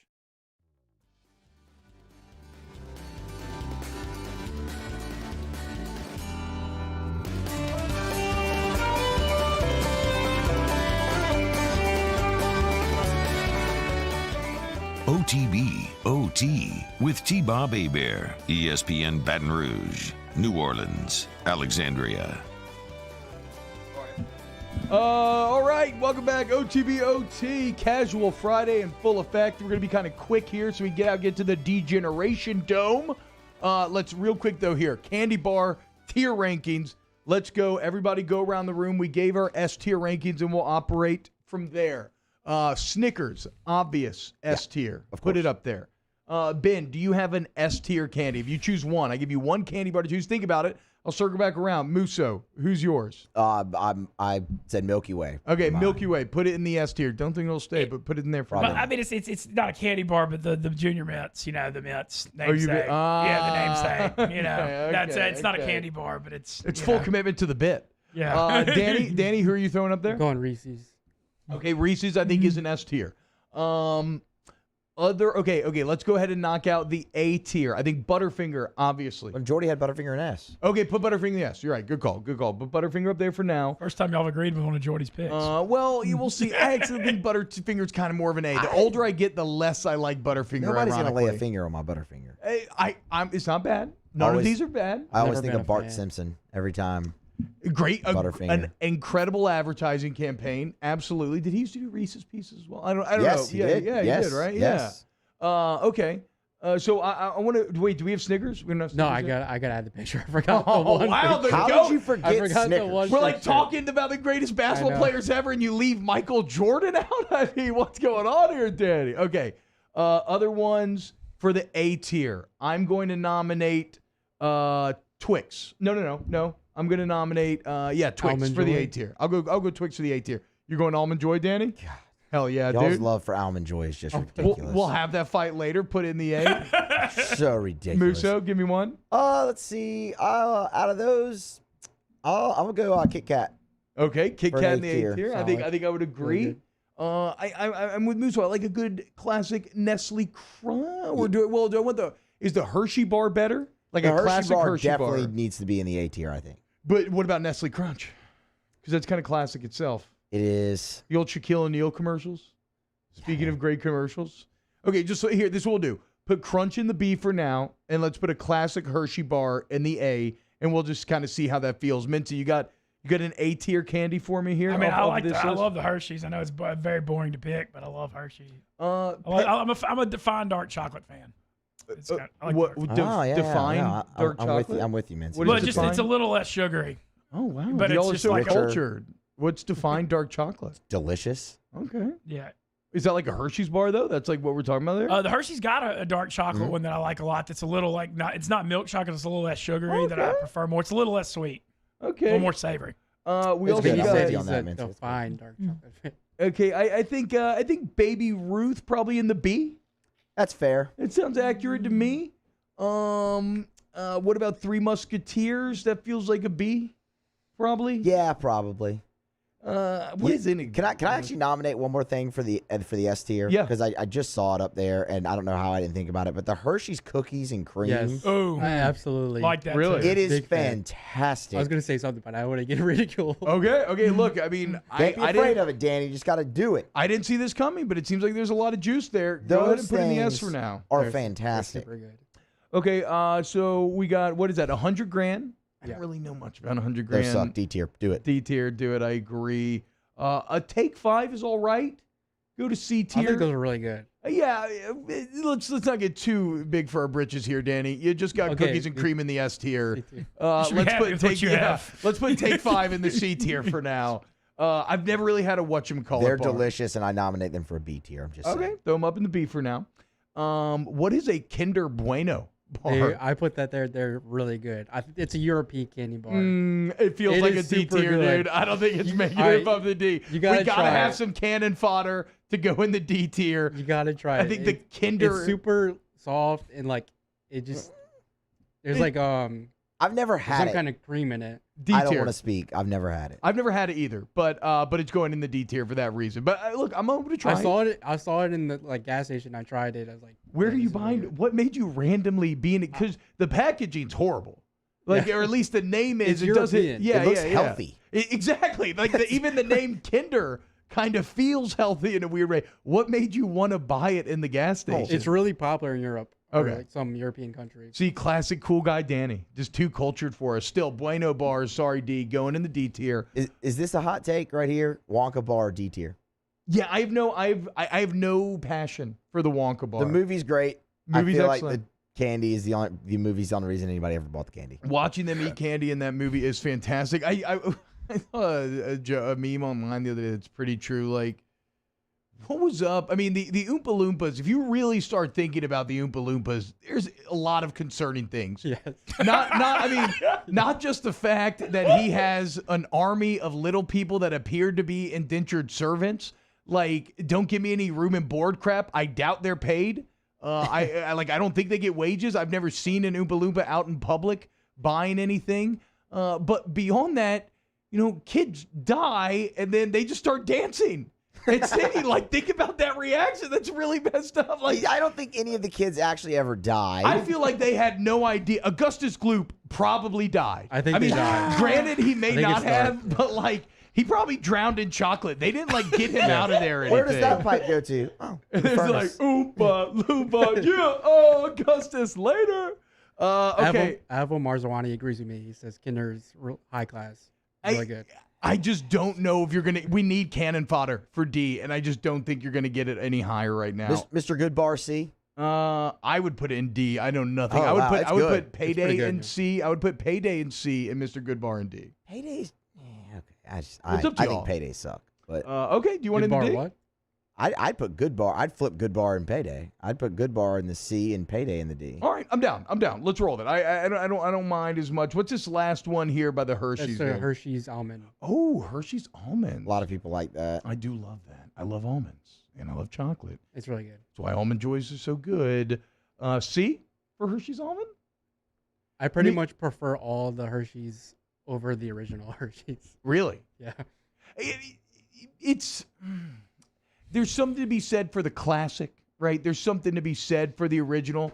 But I agree with you. It's going to be hard for a basic chocolate bar to stand up to something that has like a cookies and cream or any of these other tasty additions. And what's this bar right That's the here? Heath. That's the Heath Bar. I've never had a Heath bar. I don't really like them, but that's just me. D tier? Oof. Okay. That's gonna ruffle I don't some like feathers. toffee, just in general. This is okay. You know what? Just for like just aesthetics, we got to move one up Yeah. to C. Who gets bumped up to C here out of the D tier? 100 grand, Kinder Buenos, Wonka Paydays, Heath. I'm actually down to maybe bump Bueno up. Gotta and then, bump it up. It's so and then good. we get to be like the cool guys that know about Kinder Bueno. Little hipster Well, people in the candy chat say rating. they know about it. Okay. Hell I just yeah. learned about Kinder Bueno today, kind of like you just learned about Thomas Peters today. No, my guy winning the U.S. Open. Watch out though; it's gonna get a little windy today, boys. And once that wind whips up, I mean, Wingfoot can do some crazy things. It's gonna be a wild weekend on the old Wingfoot. Big golf guy here. All right, I like this pass. We Everybody just need to add Snickers. because we do need. Oh, so I think one needs to get bumped out of the S tier. I then. can't do it. We can't Yeah, have one all. needs to get out. The S tier cannot be the most Then crowded bump category. Milky Way. I'm cool with I you would take bumping Milky Way. Butterfinger out. I would also- take. I'm voting. I would vote Butterfinger out. I like Butterfinger. I would move Butterfinger Either down. one. Got to go against Jordy's pick, right? Again, In that every tradition. time. Oh, is it Jordy's pick Every again? time. Got to. Who chose Milky Way? Me, that's what I say. We can bump Milky Way. That's not the one I would actually choose. I would actually- I would have if- chose Snickers, but you took it. So if it Oh, because okay, because if it came to Milky Way versus Butterfinger, I would actually eat a Butterfinger. So maybe let's bump Milky Way down, move that down to the A. The aesthetics still look pretty good. If anybody wants to argue about Almond Joy, I think it's S tier. Danny thinks it's S just tier. wrong. It's in the A right now. Any points to be made on why? Are you happy with it there? Are you okay with it? I mean, I wouldn't have it there, but I'm outnumbered, so sure, it could be there. But I just want to say, for the record, Almond Joy is awful. Are Kit Kats an A tier candy? Yes, they absolutely are. Are we sure about Yes. this? They're really good. They're not B? The commercials are A tier. Give me a break. Okay, that's a good Give point. me a piece of that That's a Kit Kat hell of a bar. I mean, jingle, you dude. eat That's it a by hell of a come jingle. on, you snap. Yeah. Okay. We're locking the list. I'm We got to get to I'm the. probably gonna add more. Okay, later. we can add more, but this is a great first pass. Degeneration Joe next here on OTBOT. OTB OT. Off the Bench, hanging with Hester and Hanny. After further review and more are all live daily on the 104.5 ESPN Baton Rouge YouTube channel. Check mic. Subscribe now to interact with us inside the live chat driven by Bayou Ford.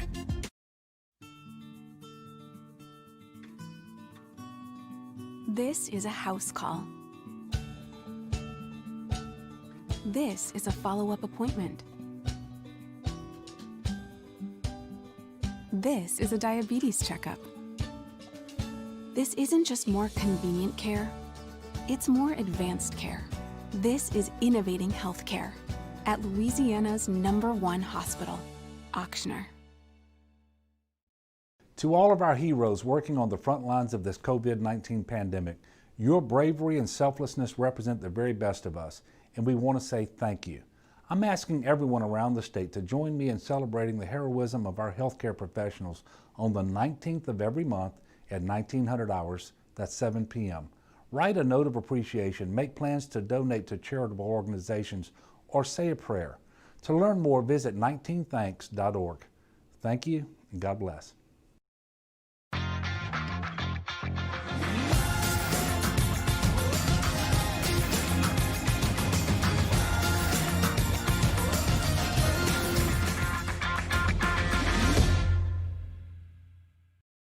Do you know the proper way to prevent the spread of COVID-19 in your office? We do. We're Jani-King, a leader in the cleaning industry for over 30 years, and we've developed comprehensive programs to address proper cleaning and disinfection. We have experience in applying disinfecting programs in hospitals, office buildings, schools, and other venues. Now we're ready to help and able to assist customers that need disinfecting services. Jani-King, the king of clean.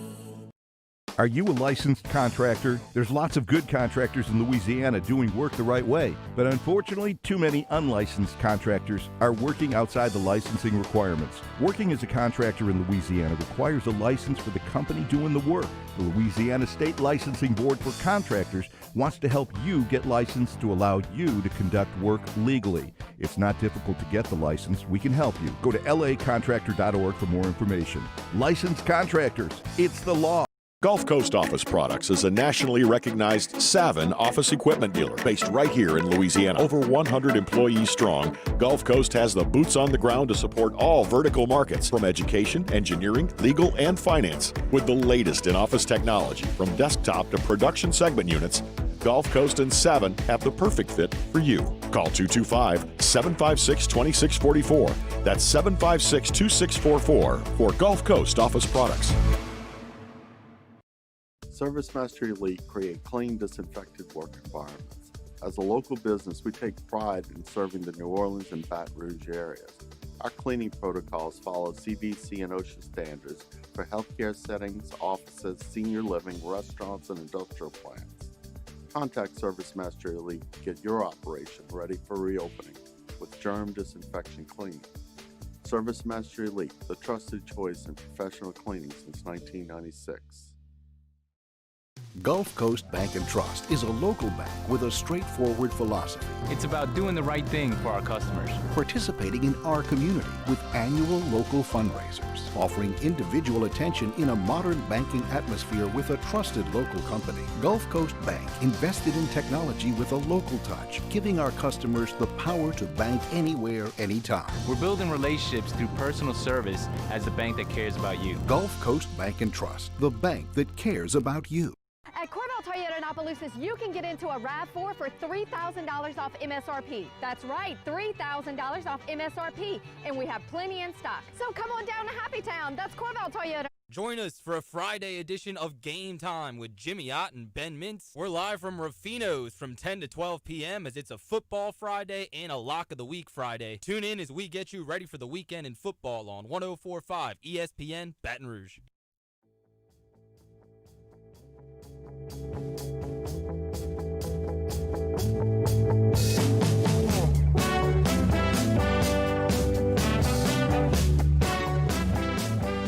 OTB OT with T-Bob Hebert, ESPN Baton Rouge, New Orleans, Alexandria. Welcome back to OTB OT. Casual Friday tier list is being developed in the lab, but right now it is time for the Degeneration Dome, where I have amassed three of the biggest gambling degenerates I know. Ben the Destroyer Mintz, professional poker player, follower of Widespread Panic, the man, the myth, the legend. Of course, we got Jimmy Ott, the Ott Father, Lock of the Week, Football Friday, you already know. And then the new girl on the scene, that's right, Megan making money, Triple M, working for FanDuel, and handing out winners. And already the winner of our first Degeneration Dome head-to-head matchup as her and the Ott Father went toe-to-toe, Falcons Seahawks last week. Otter loved the Falcons plus 2.5. Ha! Megan loved the Seahawks minus 2.5. Triple M takes home the win. Megan, I'll give you the floor first. How are you feeling? And by the way, also, quick record update. Ottfather, the veteran, went 0-3. I went 0-2-1. Mincy went 1-2. And Triple M, Megan came out with a 2-1 week. Meg, how'd you feel about beating the Ottfather in the debut of the Degeneration Dome?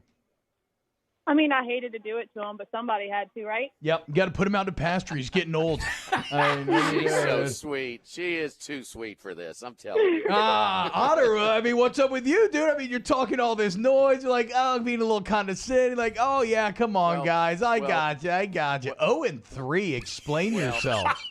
Well, when I was, sipping on my fresh brewed coffee and my kolache this morning at Kolache Kitchen, I'm sitting there and I'm thinking, I'm like, okay, because T-Bob had a talk with me. He says, all right, you're a little bit more experienced, you're a little bit older. Give them a little head start. Oh, yeah. And so I was wondering if, so when you're older, older brother, okay, we're racing 50 yards. I'll give you 15, 20. Is 0-3 enough of a head start, T-Bob? Yes. Can I start rolling now? Yes. Okay. Father, you have my, as a commissioner of the Degeneration Dome, you have my permission to give real picks this week to make up for the travesty that were your picks last week.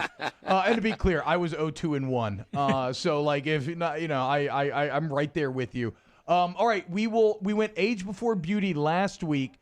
This week, let's let the winner start. Let's let the big dog start. Megan, what's your first play this weekend?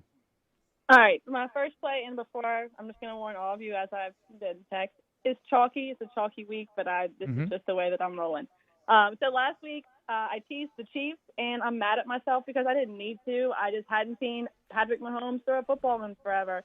And I'm not going to be hesitant this week because they looked like they did not skip a beat since the Super Bowl.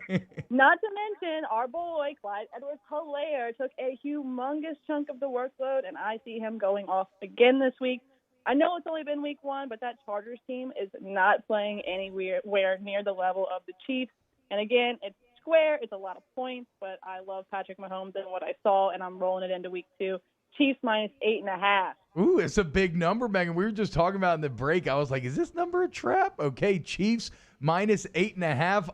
Both are questionable in that game, too. Okay. So, Mincy, you were second place last week. Why don't you give us your first pick? I'm taking Tennessee Titans by 7.5, and I'm going to continue my I'm on the wow. one man. I mean, you are going to roll this into you're going to take this to your grave.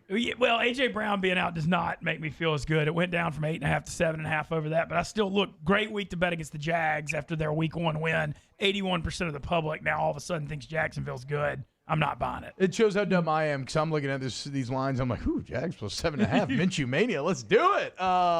Okay, I guess I'm up next because I beat Otter as well. My first pick here. I'm gonna go with the home team. I really like Saints minus 5.5 against the Raiders on Monday. They lock in on the road. They lock in when they're missing superstars. I feel like you're going to have a motivated Jared Cook. I feel like you're going to see more Taysom Hill. But the main thing is I watched Christian McCaffrey torch that defense last week. I think Alvin Kamara has a huge day, builds off of week 1. Give me the Saints to cover. Oddfather, you're up. All right. Also, how about that? Las Vegas Sunday night has lifted their ban on bar side seating to 50% for midnight Sunday night, just in time for Monday night in the NFL game with the Raiders and the Saints. Who dat Nation, Raider Nation? Oh, boy, 2 peas in a pod, huh? That is going to be fun. All right, here we go. Rams and Philly. Everybody saw the high-profile game of the Rams. How about that line push, too, to pick 'em? A lot of smart action coming in on the Rams. Drove it down from 3 all the way to Pick'em. So a little bit of an overreaction to the Eagles blowing a 7-0 lead, losing 27-17 to Washington. Philly opened up 3. It's been bet to Rams 1. I think it's a pick. Megan helped me with the line. I think it's at 2.5 on FanDuel right now. 1.5. Excuse me. Rams plus 1.5 right now. Okay. All right. And so Wentz missed his offensive line, Lane Johnson, because he was sacked 8 times. 8 times. Come on, Philly, at least try to hold. I know the NFL wasn't trying to call holding penalties, but they don't even get a holding penalty and let their quarterback get sacked 8 times. Running back Miles Sanders is back. 3 defensive linemen are back, including the first-round pick Barnett out of Tennessee. So, listen, man, this is a Philly D that won't be caught off guard this time by the Rams with those gadget edge rushing plays that they just tore up Dallas with. So trying to protect Goff in his play action. Tons of value on Philly. A lot of overreaction. The line movement, their adjusted point spread value. 75% of the action on the Rams. Philly! Give me Philly! Oh, man. Otter admits, is this what you have to deal with all night? Does he talk this much normally? He's not a man of few words, but neither am I. So I can't say a whole. I will say that 2 hours goes by quick, which would be hot. Ethan and I don't talk a whole lot because our mouths are full with bacon and cheddar kolaches and breakfast tacos and things like that. They're delicious. I do love Megan, those thanks for the 3 out of 3 in Major League Baseball the other night, by the way. Hey, continue. Dude, No problem. she's a stone cold killer. Speaking of which, let's go back to Triple M at Megan making money, working for FanDuel. Meg, what's your second pick? All right, second pick is going to be the Bills -6. I think the Bills looked good week 1. They were clicking. They got me excited. Josh Allen coming off of that breakout campaign. He put up 2 touchdowns and 370 yards. You had Fitz Magic looking more like Fitz Tragic. Dude looked trash through 3 interceptions. I just don't think that the Dolphins can hang here. I think the scrappy Bills defense gets it done. Give me the Bills -6. Here's the deal with the Bills is that if they want to finally make the Bills Mafia dreams come true and win the AFC East, like these are the type of games you have to win. You are better than the Dolphins. You have to avoid being the Bills that you've been in the past. Go get it done. Mincy, pick number 2. Pick number 2, man, I may regret this from taking the Chicago Bears -5.5 against the Giants. No, the Giants off a Monday night physical game against the Steelers in a short week. I don't know what Trubisky were to get. He obviously played well in the fourth quarter and broke my heart last week in that Detroit game. But I just think it's a good spot with the New York on a short week after a physical game against Pittsburgh to go against them. I mean, that is shocking to me because anytime you bet on the Bears, that means that you are inherently tying your fate to Mitchell Trubisky. I feel better about their defense but I feel like Daniel Jones could struggle in this game. You're a braver man than I am. Okay, my next play, I think this one's easy. This is a double down T-Bob chest hair guaranteed lock of the week. Steelers -7 at home against Drew Lock and the Broncos. Kept waiting for Drew Lock to give me anything last week. I didn't see it. Pittsburgh looks like a Super Bowl contender. Big Ben back. Defense is incredible. Cam Hayward getting picks nowadays. Give me Steelers -7. Otter, who you got? Oh, my young apprentice, Mincy. I'm trying, but Rome was not built in a day. You're going to buy into the Mitch the Bitch Trubisky in that fourth quarter in those 3 touchdowns. I mean, come on. And the DeAndre Swift dropped. I mean, don't overreact to your tough beat last week. Trubisky now 4-0 against Matt Patricia in his predictable cover 1 looks every snap. Also, they lose Slay in the offseason, so they draft Okudah very highly. He didn't dress out. Not only that, but they lost cornerbacks Trufant and Coleman during the game. Do you think it was a little easier at the end for Trubisky? So I think it showed for sure. So everybody's down on the Giants after the high-profile loss of Pittsburgh on Monday Night Football, pushing this line up. It's called recency bias, Mincy. Don't fall into that trap, dog. Give me the Giants plus the points against Trubisky. Yes, The big thing in week 1, what's real and what's overreaction? And I'm not buying into Mitch Trubisky being real. Sorry. Okay, so I love it. Our second head-to-head matchup here in the Degeneration Dome. Megan took home the first one. We'll see who wins this tilt. All right, third and final pick, people. Let's get it. Megan, what you got? All right, so as I said, we had seen, don't believe what you actually see week 1. I'm taking the 49ers this week -7. They were divisional champs last year and losers week 1. Jimmy G could not get anything going against the Cardinals, but they are playing a much different team in the Jets. And while the Jets didn't look bad last week, they weren't going up against the number 1 rated defense in the NFL, and the Jets' offensive line is going to be no match for Bosa, Armstead, or Ford. Both QBs starting off with some goose eggs, but I have way more confidence in Jimmy G not to lay another one than I do Sam Darnold and his average offense. So I'm going to go ahead and take the 49ers -7. This is a bounce back, get right spot booster, morale booster. This is a good spot for the 49ers. Yeah, I kind of view that the exact same way as I view that Steelers-Broncos game, but the Jets are even more dysfunctional. So I agree. This is poor Sam Darnold. Just not getting any easier for him, is it, here having the Niners? They traded their one good pick, Adams. They finally got a pick right, and they traded him. And he has to be coached by Adam Gase. All right, Minty, third and final pick. Going out to the desert, battle of 1-0 teams, surprise 1-0 teams. I'm taking the one that I think's for real, and that's the Arizona Cardinals. I liked it more at 6.5 yesterday. I'm seeing it at 7 now, so it's 7 for this contest. But I don't think the Redskins are designed to win a dome game on a fast track at Arizona. I don't think they have the firepower to keep up. Their pass rush is going to have to keep them in it and cause some turnovers for them to have a chance. They're not going to be able to score with Arizona. All right, so Cardinals -7 right there? You got it. All right.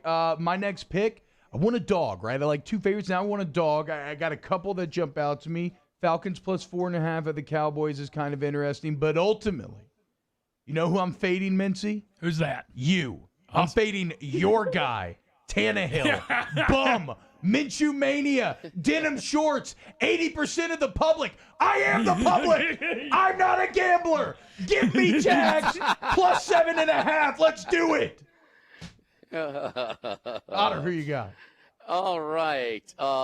Let's see. Megan's given up about a total of 23 points. Mincy's given up about a total of 21 points. I mean, okay, yeah, when I pick up the food on Sunday morning, I need chorizo, chalk, and cheese for my boy here. Let's load up on a half a dozen. Boy. All right, class, lesson time. All right. How many times in NFL history has a team had over 400 yards, no punts, and lost? I have no clue. One. Yeah, me Sunday. The Colts. The Colts. Wow. Yes. But everybody know the Colts suck, and Rivers is terrible, and that's and that, and I'm tired of it, okay? Minnesota, week 1 also. I mean, they were bringing in a lot of youth to begin with. Man, listen, Zimmer's a highly respected defensive mind, but his system is a little sophisticated. Danielle Hunter's not in there as well. How about this? They blitzed a 4th most blitzing team in week 1 last week out of 32 teams. What percentage pressure did they get on Rodgers last week? 9. That ain't going to do it. Overreaction. I mean, one time, it killed half of my survivor pool, but Indy's short here. It's probably going to go up. Minnesota, that's for real with their defensive issues, especially with Danielle Hunter out. Give me the Colts -3 against the Vikings. Hell yes. Another degeneration chorizo, in the chalk, books. and cheese, baby. I have the picks written down. I'm going to update the master document. We'll tweet them out as well. Good luck to us all. Bragging rights on the line. Otter, real quick, what y'all got coming up today? Oh, man, me, Rohan Davey, Ruffin Rodrigue, Bruce Marshall of the Gold Sheet. We're doing out 5-packs, me and Mincy. Mincy, 4-1 adjusted. I was 4-1 in college last week, so we're giving out that steam today. And, hey, if y'all missed it last night, come on, Megan. Come on, T-Bob. I mean, Jolie Pearl on Thursday night's on fire. Come on. I heard come it was great. Play, kids. I think it's going to be a little tougher for next week's Jags. Who is it? Jags Dolphins next week. Jags Don't Dolphins. put any good seats available. That's going to put game time to the test. We'll see. But, yeah, hell yeah, dude. Thursday night's Jolie Pearl Go see the Degenerates live and in person. All right, huge thank you, Destroyer, Triple M. All right, Megan, see you. Oddfather. Mitzi, see you in a little bit. T-Bob, good luck, kids. Yes, sir. Y'all have a good day, everybody. Let's see if Megan can hold on, and that leads to a couple head-to-head matchups. I love it. All right, wrapping up OTB OT next here on 104.5 ESPN. OTB OT. Our listeners fire off their opinions on the jimsfirearms.net hotline at 499-1045. Keep listening for your next chance to shoot us your thoughts with the jimsfirearms.net hotline on 104.5 ESPN Baton Rouge. Are you a licensed contractor? There's lots of good contractors in Louisiana doing work the right way, but unfortunately, too many unlicensed contractors are working outside the licensing requirements. Working as a contractor in Louisiana requires a license for the company doing the work. The Louisiana State Licensing Board for Contractors wants to help you get licensed to allow you to conduct work legally. It's not difficult to get the license. We can help you. Go to lacontractor.org for more information. Licensed contractors, it's the law.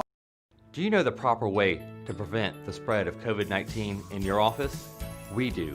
We're Jani-King, a leader in the cleaning industry for over 30 years, and we've developed comprehensive programs to address proper cleaning and disinfection.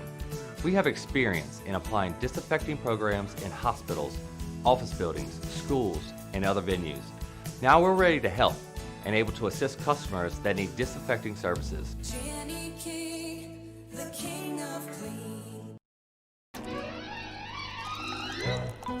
Le posso offrire un caffè? Le posso offrire un caffè? Andiamo insieme da me, non c'è. Call Mr. Electric today for electrical repairs, upgrades, and installations. This isn't just another day. It's so much more. Kelly's life was put on hold when her auctioneer primary care doctor discovered a rare blood disorder. Her doctor connected her to an auctioneer care team of cancer, heart, and kidney specialists. With multiple primary care locations around Baton Rouge, same-day appointments, and online scheduling, we're relentless about keeping you healthy. Auctioneer Baton Rouge, innovating healthcare for Kelly. Gulf Coast Bank and Trust is a local bank with a straightforward philosophy. It's about doing the right thing for our customers. Participating in our community with annual local fundraisers, offering individual attention in a modern banking atmosphere with a trusted local company. Gulf Coast Bank invested in technology with a local touch, giving our customers the power to bank anywhere, anytime. We're building relationships through personal service as the bank that cares about you. Gulf Coast Bank and Trust, the bank that cares about you. I've been doing business with Luba for 25 years. They're dependable, trustworthy. It's just the attention to detail with our clients. Our folks have years and years of experience. They're highly trained professionals, but many companies have that asset. What I'd like to think makes Luba a bit different is that we use those talents in a way that truly is dedicated to serving the needs of the folks who depend on us. At All-Star Toyota, you get it all. If you're in the market for an all-new Toyota vehicle, come see our friendly and knowledgeable sales team at All-Star Toyota. Located in Baton Rouge at the corner of Airline and Goodwood, we've been serving our community since 2005 by offering a large selection of new Toyota cars, trucks, and SUVs. Get behind the wheel of your dream car and take a test drive at All-Star Toyota today.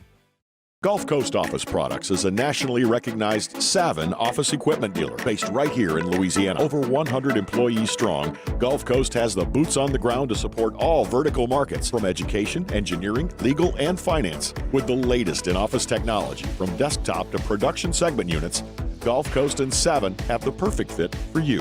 Call 225-756-2644. That's 756-2644 for Gulf Coast Office Products. Well, the reason why I would recommend him because he's trustworthy. I mean, attention and love and respect of who you are, what you are, and the purpose why you came, he honors that. Once you're with Murphy, you got a friend. Yo, join us for a TGIF edition of Hanging with Hester and Haney, presented by Richard's Honda from noon to 3. Richard Dick Dixon makes his return in studio with us for an hour on 104.5 ESPN Baton Rouge.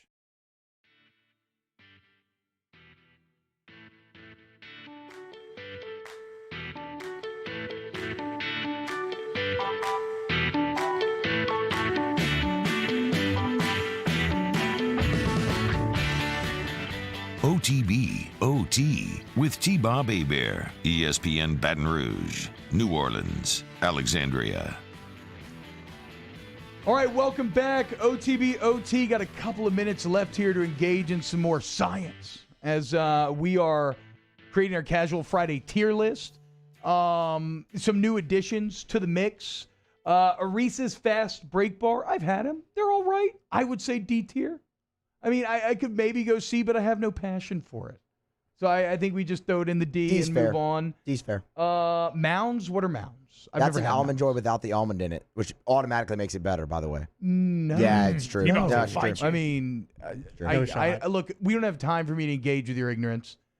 We will just say that Mounds are D tier because you can't take. Give them at least a C. You cannot Come on. take. How can you hate on Almond Joy like you did, and now you're trying to bump up Mounds Because it doesn't have the almond in it, so it's better. Oh my! Almonds are incredible, and they're good for your heart. They're just not good. Reese's Egg. I don't know if we should make this distinction, but a I lot of know, people I are know. saying we should. Do we feel like there's a distinction between a Reese's Egg and a basic Reese's? Yes, I think they should be at least B. I see some nodding heads in the back. You like eggs over a basic Reese's? They are super good. Like I'd probably. If that's the case, if that's the Honestly, I'd case, put S, but if that is okay, so if that's Reese's the case, Christmas tree over all of them, by the way. we're gonna. I kind of agree with that, but we're gonna have to make some tough things. Okay, so we're gonna have to bump up the egg to the S tier then, right? And then we'll bump a normal Reese's down to the A tier if we need a line of demarcation between the two types for science. Rolo bars. Yeah, they're D? good. C. I'd say Okay, probably C. I'm down with a C. I've never liked a York bar. You don't like the York pepper? I hate mint. I'm a mint. Yeah, you know I'm mint. I mean, my name's it's my namesake. Yeah, mint. So Yeah, where should the York bar go?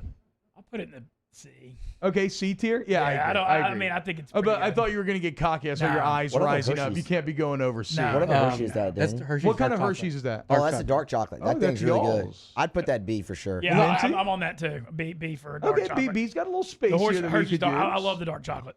I've never had a Score, Zero, or a Caramello. Zeros. Zeros. Okay.